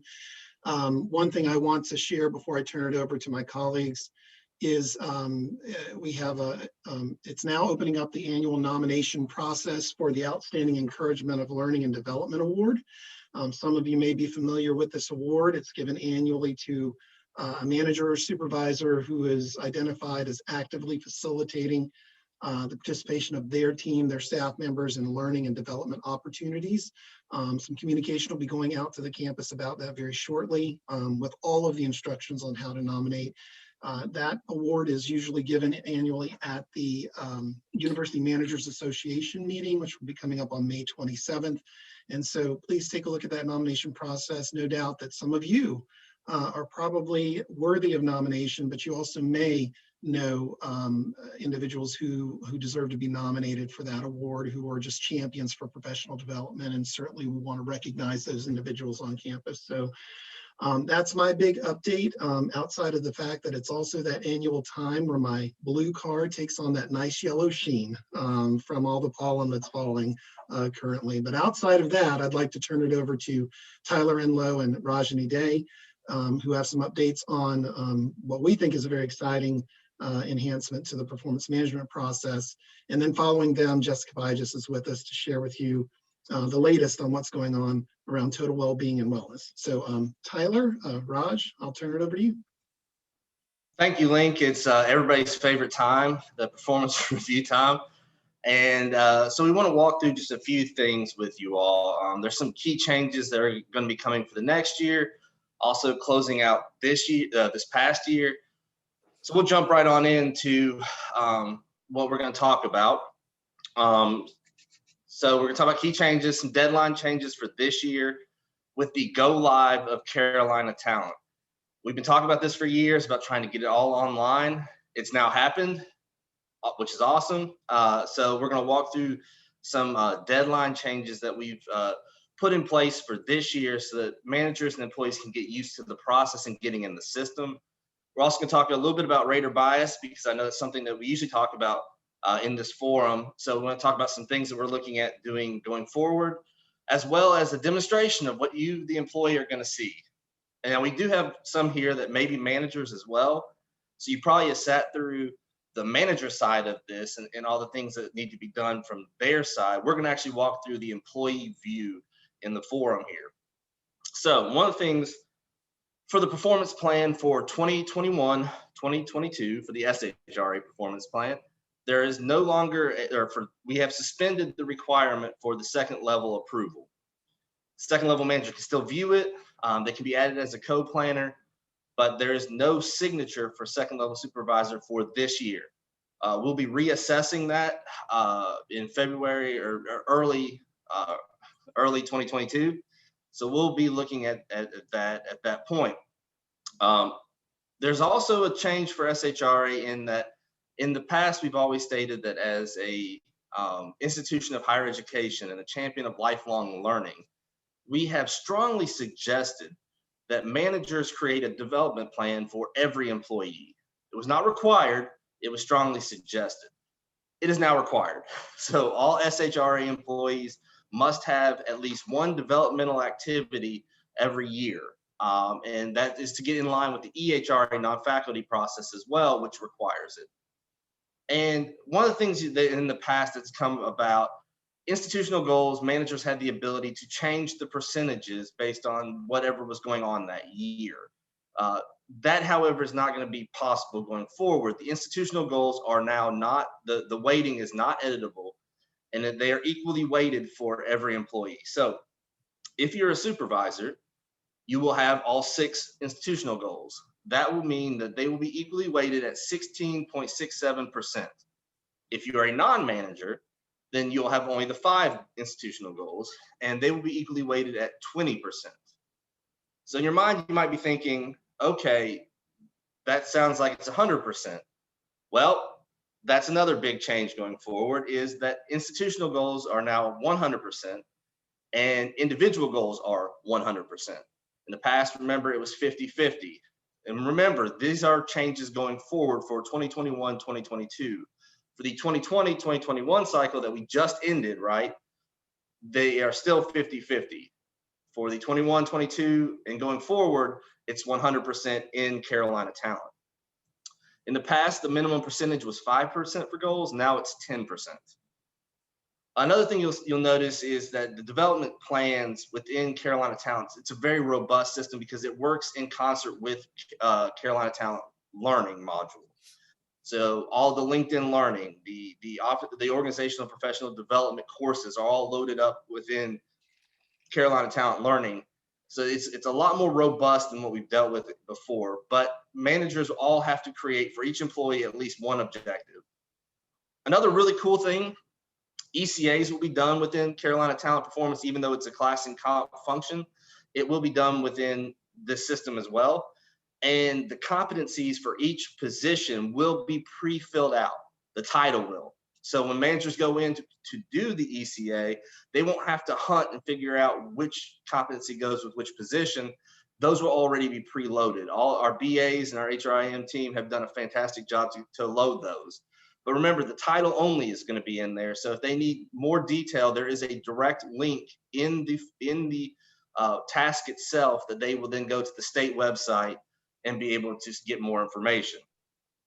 Another thing we're really trying to do within this system is automate as much as we can, so that we take the, we help managers get through the process as easily as we can and try and make this as user-friendly as we possibly can. So we are going to, with mid-cycle reviews, so anybody who receives a not meeting expectation for any rating is required to have a mid-cycle review.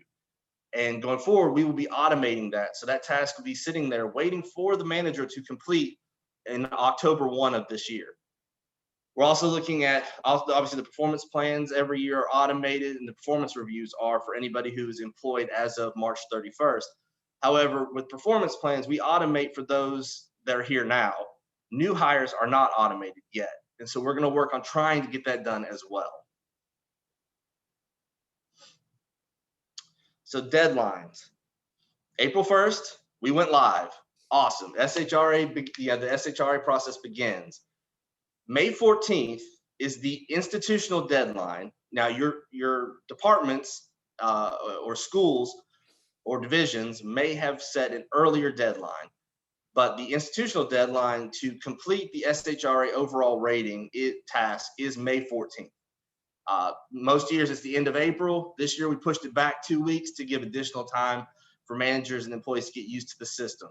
This individual task rating, what this task is the manager will complete the paper form, meet with the employee, get the signatures from the employee, manager, and second level, then go into Carolina Talent, answer the questions they have to answer, enter the overall rating, overall ECA, and upload the completed document by May 14th.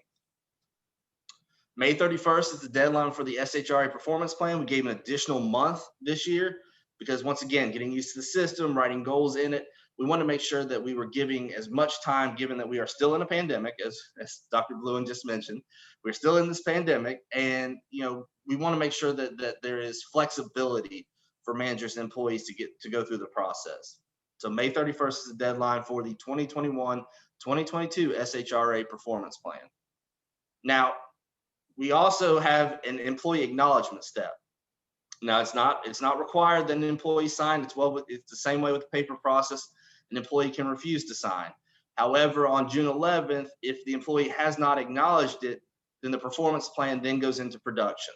So the deadline for employees to acknowledge is June 11th. July 1st, EHRA non-faculty begins. You'll see a lot more information coming out prior to July 1 on what the process is going to look like for EHRA non-faculty. Right now, the system is only set up for SHRA. August 13th, the EHRA non-faculty process is going to mirror the SHRA.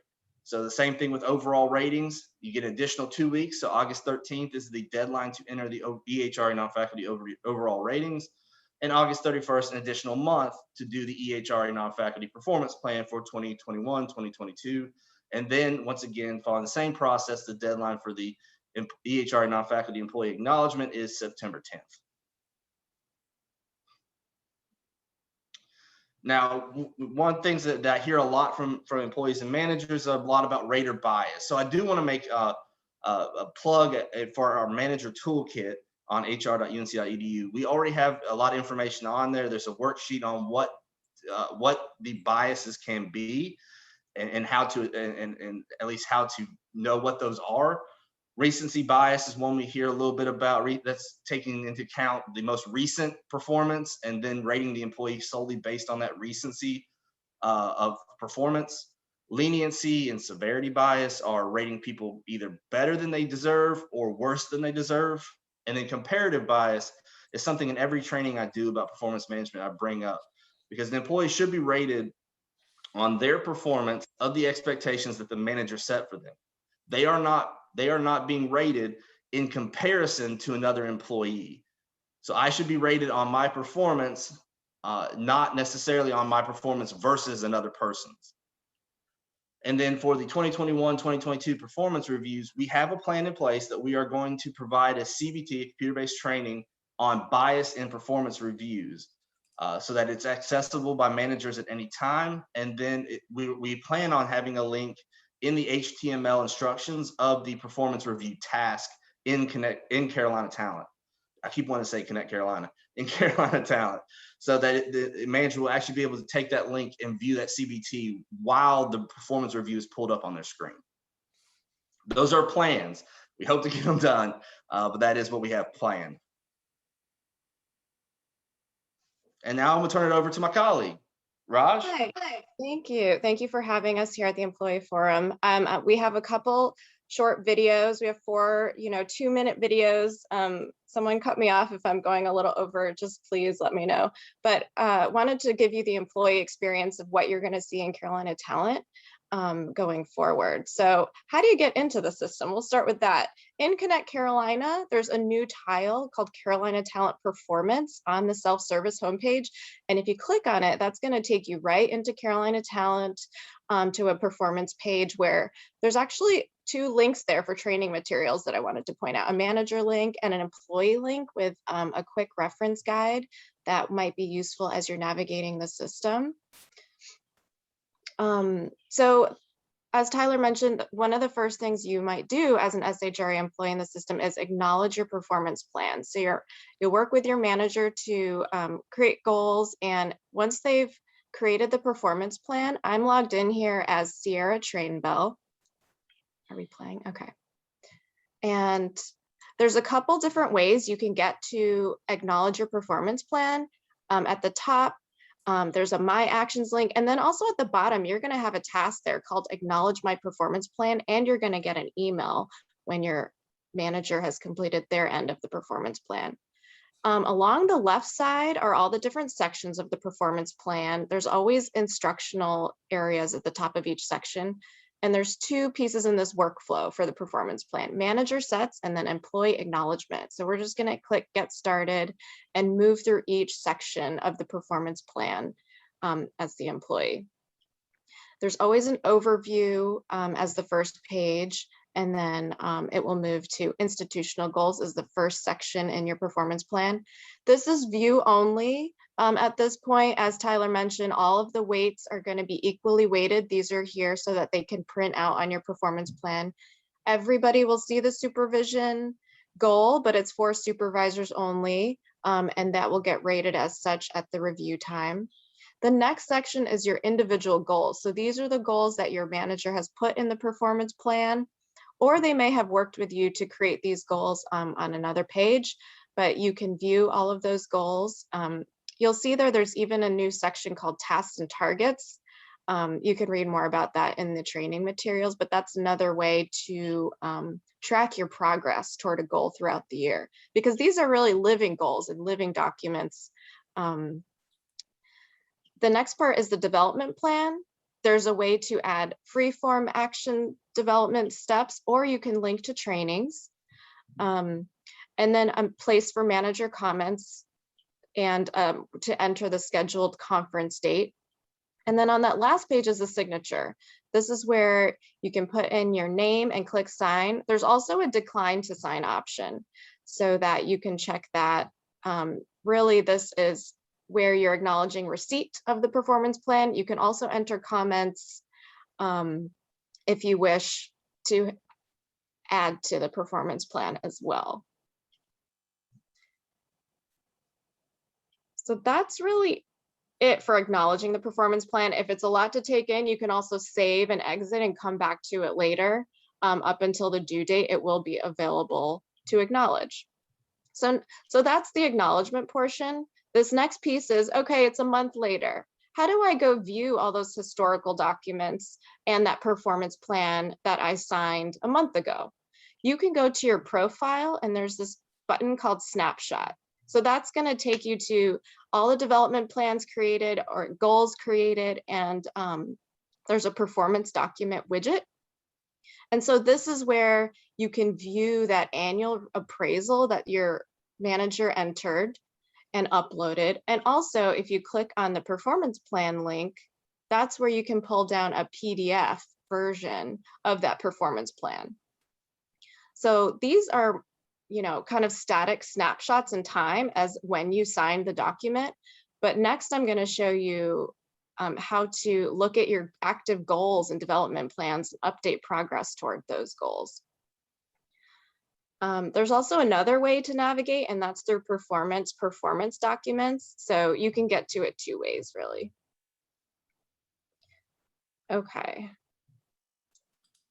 Okay, so now let's say it's another month later and you want to look at all the goals that have been assigned to you to work throughout the year. You can do that through the goals module and the goals menu. So these are the 3 goals set forth in the performance plan. And what's great about this page is you or your manager or your upline management chain actually can see these goals, and they can, you can update your progress toward goals in real time throughout the year. So if you have a task and target, you can update your progress toward those targets. And also for each goal, there's a way to add comments for a history of what's been going on throughout the year. So I think that'll be really useful, capturing what's been going on. So you don't have to remember at the appraisal time, what happened with that goal or what did I actually do? You can keep your comments here. There's also, this goal doesn't have any tasks and targets because they are optional. So you can use the slider bar to sort of mark your % complete towards that. And you can also add comments to those kinds of goals. So updating progress is one thing that can be done at any time by both parties, but also editing a goal throughout the year. So if, you know, things change or priorities change and now you want to weight a goal differently, you can work with your manager on the changes that need to be made. If there's an edit to a goal that you're making, or if you can actually create your own goal, your supervisor will have to approve that change. And you can click that send approval request button to send them an email, or they will get that email in a Friday digest as well, that they have goals for approval. So this makes the goals kind of like alive throughout the year. And very similar to that, the development plan that we created in the performance plan, you have a menu for that too. So you can go in at any time and track your progress on your development plan. So this is that action step and that training that your supervisor requested that you complete in the year. So, you know, if you're ready to take that course, or if you want to mark your progress on some of the action steps, you can do that as well. So these courses that are put on the development plan, they're not actually assigned to your transcript. You will have to take an extra step to either launch that training, save that training, or if it's an OHR, Office of Professional Development event, then you're going to have to sign up for one of the courses. But at least in the development plan, you can see the courses that were requested of you by your manager. So this is that link to learning that Tyler was talking about, which learning is live now as well. So this is that custom, that home page again. I can pause here.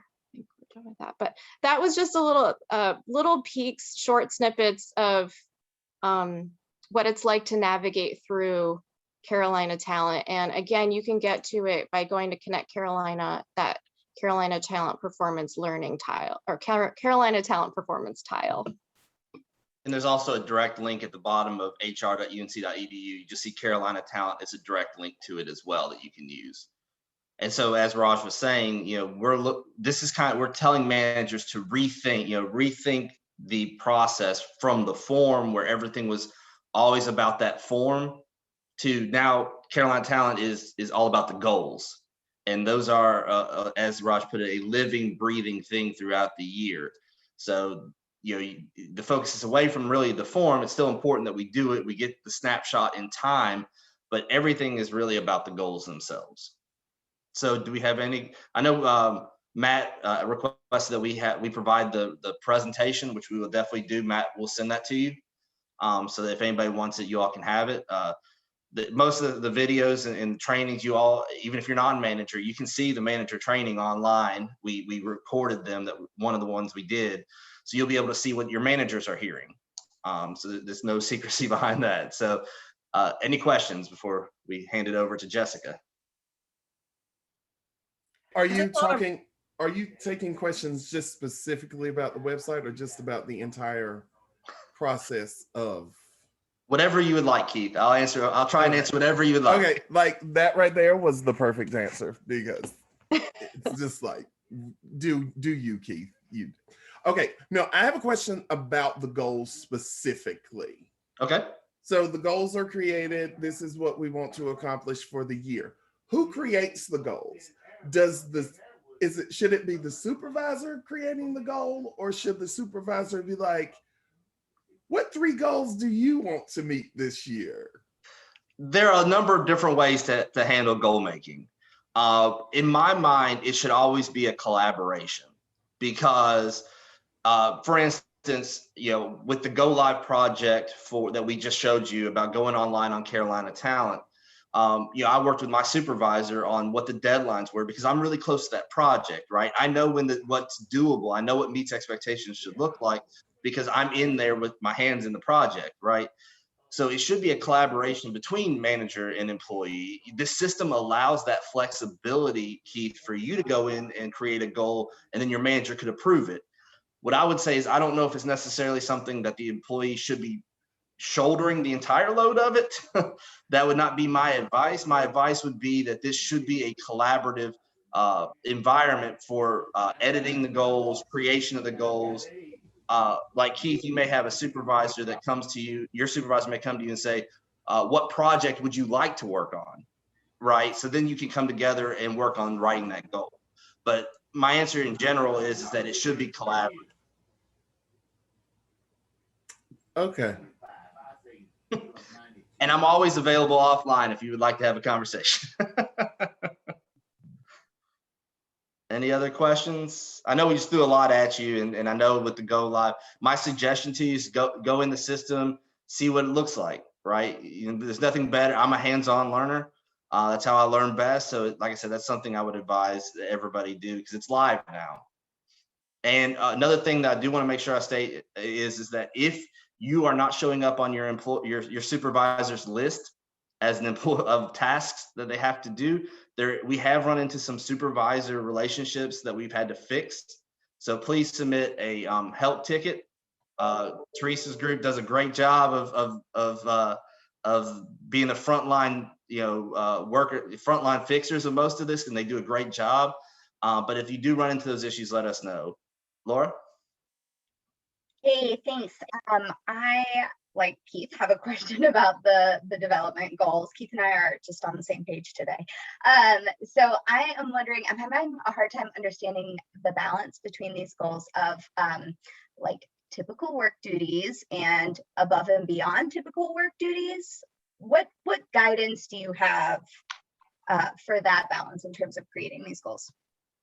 Okay, so 2 things. One, with the development goals portion. Now, remember, the development goals are about the employee's development and are not rated. So the development goals, if you aren't able to accomplish that, that's fine, right? It really has nothing to do with the main duties of the job. For instance, my personal development goal was to create a presentation and develop it to do the presentation, present it at a statewide conference. It gets me out of my comfort zone. So I want to kind of use that development around a whole bunch of people I don't know. And obviously with the pandemic, I was not able to do that. So it will be my development. So I'm not rated down. I'm not getting a not meeting on it because I wasn't able to accomplish it. So I'll be doing that again, hopefully this year coming up. But when it comes to what I think part of your question was for the individual goals, what does meets expectations look like and what does exceeds expectations look? No? No, I think you kind of hit the nail on the head maybe with the first part of your question. I am talking about those development goals. Okay.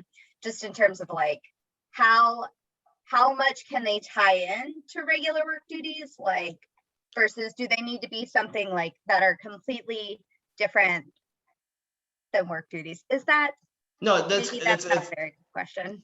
No, I think I understand what we're getting at. All right, so we've had a lot of questions about can trainings be individual goals or should they be development goals? And so that's one aspect of it where I'd say if the training is something that the employee needs to maintain to do their job, then I would say that's an individual goal. If it's a development goal, so say, Laura, you're not a supervisor and you want to take OPDs or you want to come see me, and we'll do, by the way, shameless plug, when we finally get to doing this again, we have a 3-day course where we talk about performance management, disciplinary actions, and grievances. But if you're not, we have a lot of non-supervisors that attend that course because they want to know what it looks like before they get the job. So if you're doing pre-management courses through us, you're not a manager, so it's not really affecting your duties. That would be a development goal.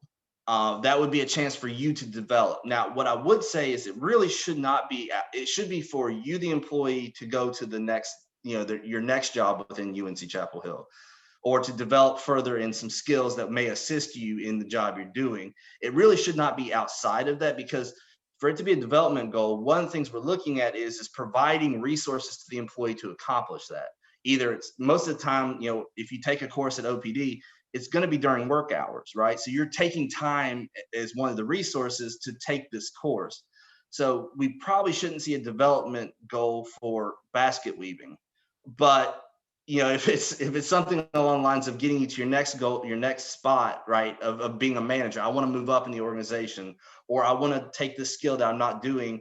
So say you're an accountant, but you don't do foreign travel reimbursements. Well, I want to do that. Well, that may be a good development goal as well. Is that helpful? It is. Thank you. And one of the things that development goals are still, even if remember, development goals are something that's collaborative, but oftentimes is generated by the employee. So I came up with mine.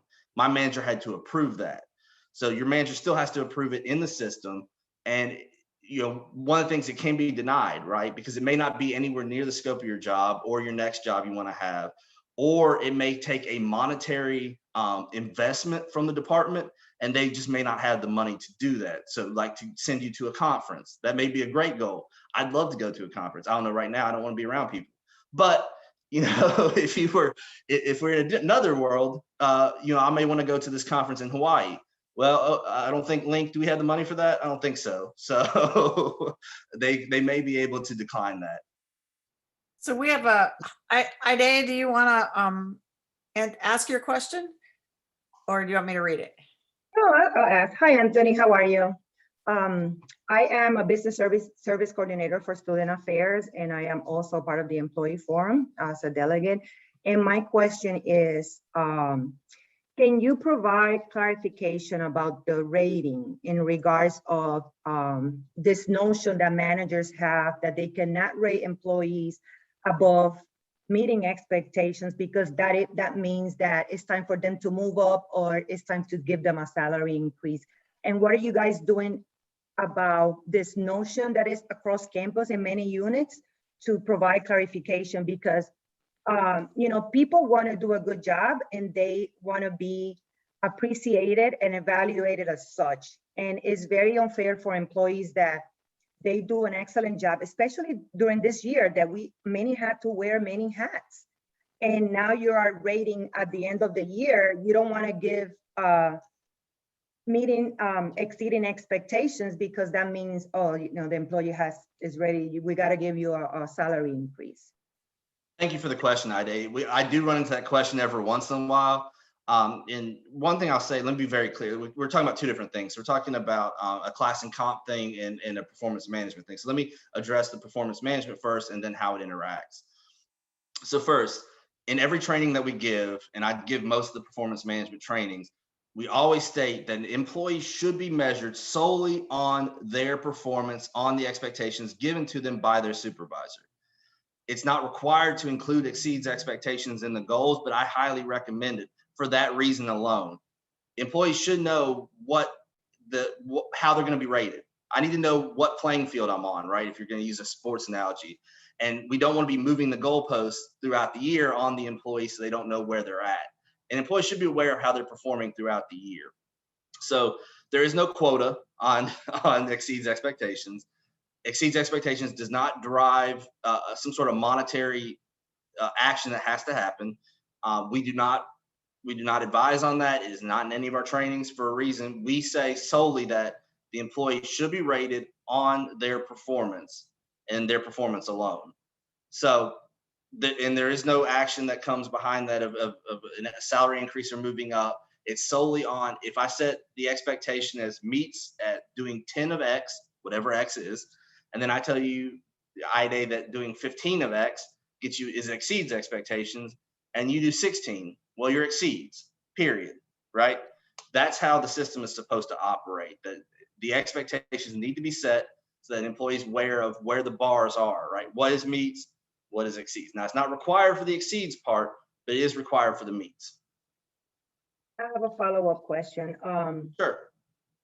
And when when employees, for example, when you have a new manager that comes on campus, sometimes there's that lack of training, and a lot of managers, they don't take the best trainings and they don't get the proper introduction to the mission and how we evaluate employees. So with that being said, what is being done, for example, I have people that have shared the concern that they had a new manager last year, so they did a performance evaluation, but they didn't set any goals. And now a year later, you have to be evaluated on goals, but we didn't set up goals last year because the manager did not, the manager lacked the proper training. So what is the suggestion, or what is being done about that to make sure that new managers moving forward attend proper training, so when it's time to set the goals and do the performance plan and evaluations, it's being done the right way, and not have someone at the end trying to struggle and come up with goals or things, or I'm going to evaluate you based on what? Because last year we didn't set any goals. Right, and that can happen from time to time. One thing I'll say is that with the fact that we are going to a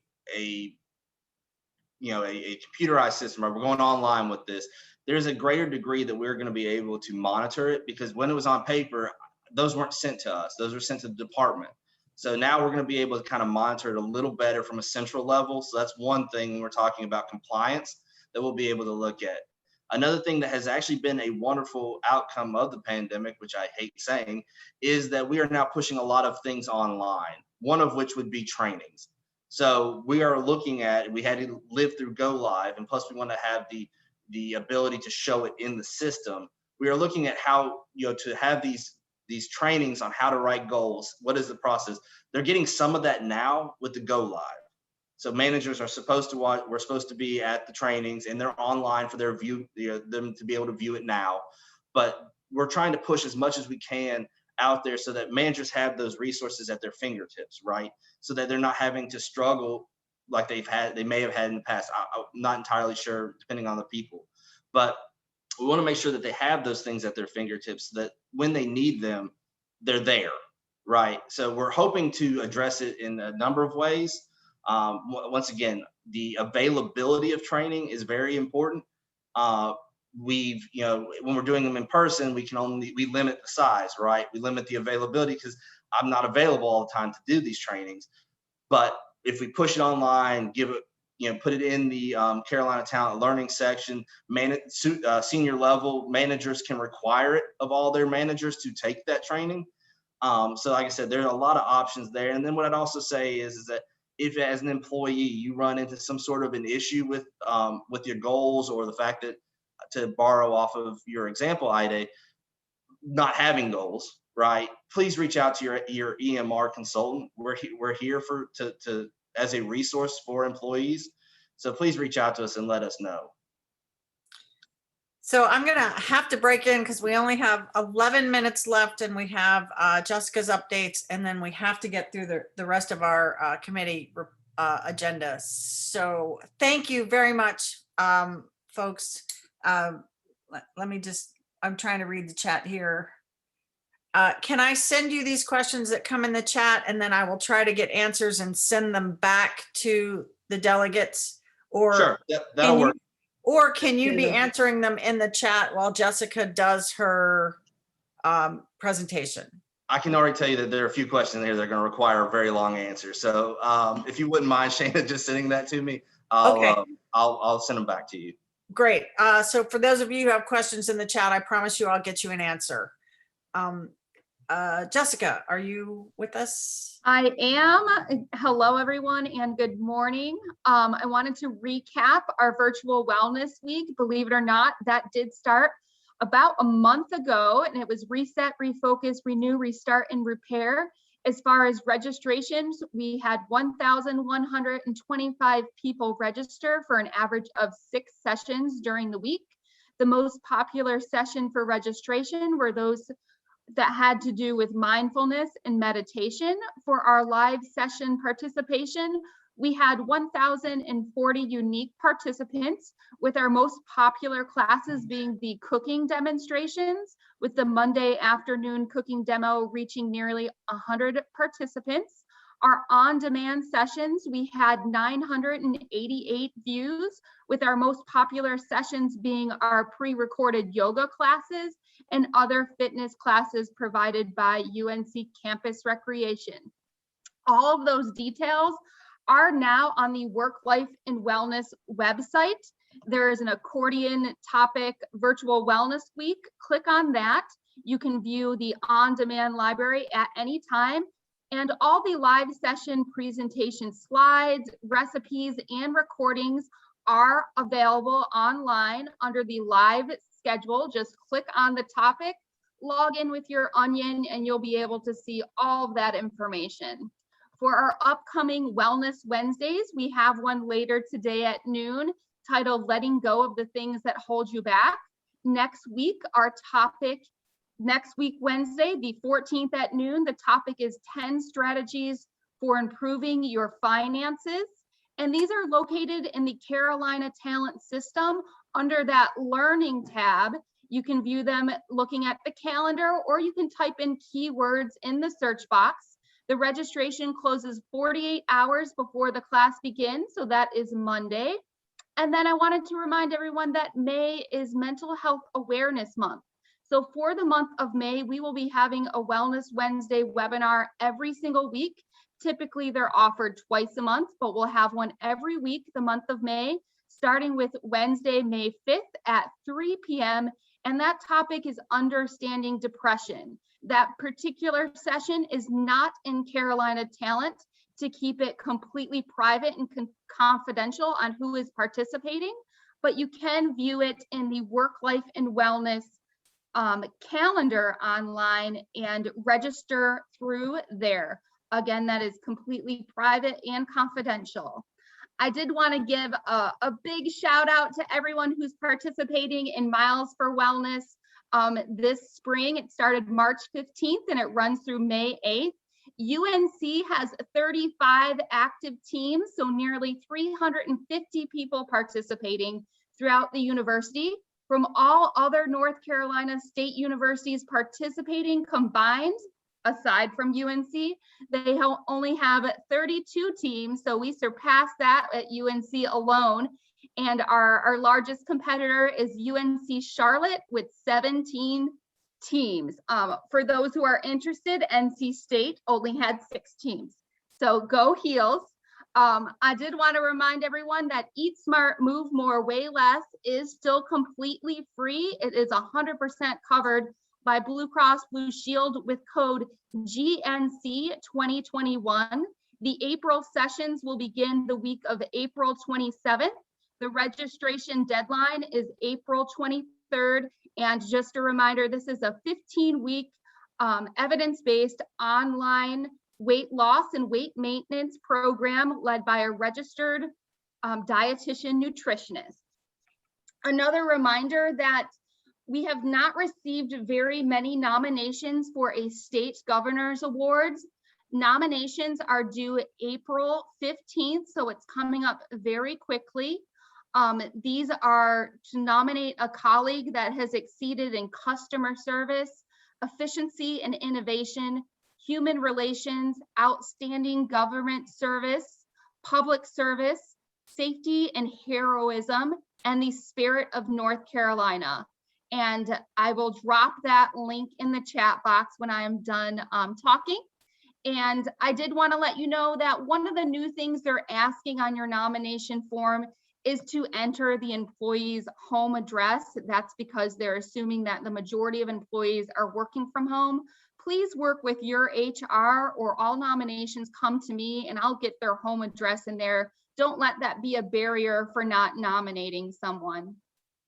For our discounts this month, we have secured 10% off tuition for one child at the new Primrose Chapel Hill East, which is located on Pope Road in Durham for childcare. And I will drop that information in the box as well. And then our Helping Heels Spring Edition with the volunteers and paid for service, part-time childcare, pets care, and senior care, that has been on our website. So do continue to check that out each semester if you're looking for some UNC affiliated care. And then, sports may be on our minds. And I did want to let you know that discounted season football tickets are available. And the reason I'm saying that now is because the priority deadline for these season tickets ends April 23rd. As a UNC employee, you can save between $39 and $92 per ticket on your season ticket, depending on what zone you want to sit in. And to dedicate yourself a seat in a particular zone, that deadline is the 23rd of April. But they are anticipating letting people in for the upcoming football season. And those are all the updates I have. So please let me know if you have any questions. Thank you, Jessica. We are gonna, if you have any questions, folks, please put them in the chat and I will send them to Jessica to get answers. So we are at the consent agenda portion of our meeting. Is there a motion to pull out something before we approve the consent agenda? I'd like to make a small correction to the minutes. Okay. There's a section that states, I noted a strange quirk in the Walgreens registration system for the vaccine. If I remember correctly, I think that was Becky Mangini. So I wanted to reflect that change and who said that. And I think I also pointed that out because I had that experience. Great. Otherwise, I move to approve the consent agenda. Great. I'm going to quickly pull out something from the recognition and awards. But with that, is there a second? I will put an announcement from the Education and Career Development Committee in chat. So if anybody needs it. Great, thanks.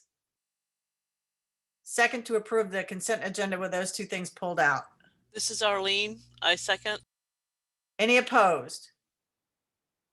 Okay, the consent agenda is pulled out. I think later on today, the request for nominations for the recognition and awards committee is going out. Those include all of the awards that will be given at the Employee Forum June meeting, as well as the Rebecca Clark Award, which will not be presented at the June meeting, but at University Day in October. So please look for that survey. Please nominate folks. That should, if I'm not mistaken, that should go out later on this afternoon. Shana, this is Charles. I have a question. Uh-huh. The Rebecca Clark Award, that is going to be a formal announcement as well. Yes, there will also be a formal announcement as well. Any other? I just wanted to quickly update. There's something on the new business for the agenda. Originally, the VC update meeting was scheduled for tomorrow at 10 a.m. That has been postponed to April 26th from 4 to 5 p.m.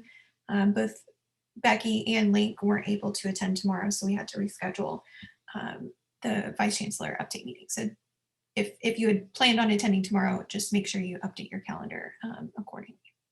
Great. Thank you. And also, if you please, if you have not nominated yourself and you are here and you want to be renominated, please go to the UNC Employee Forum website, look and see when your term ends. There are two ways to be a delegate. One is to be appointed for a year and one is to be elected for 2 years. So we do have people rolling off at different times. If you're not sure if you're rolling off, please go to the website and look at that. And if you want to be reappointed or reelected, please go, please get that done within the next couple of days because those will be closing soon. And with that, is there a motion to adjourn? So moved. Arlene seconds. Any opposed? Okay, it is 11:30. We got through a big agenda. Thank you very much. Thank you for all that you do, and I hope you have a wonderful rest of the week. Take care, everybody. Have a great week, y'all. Take care. Bye-bye.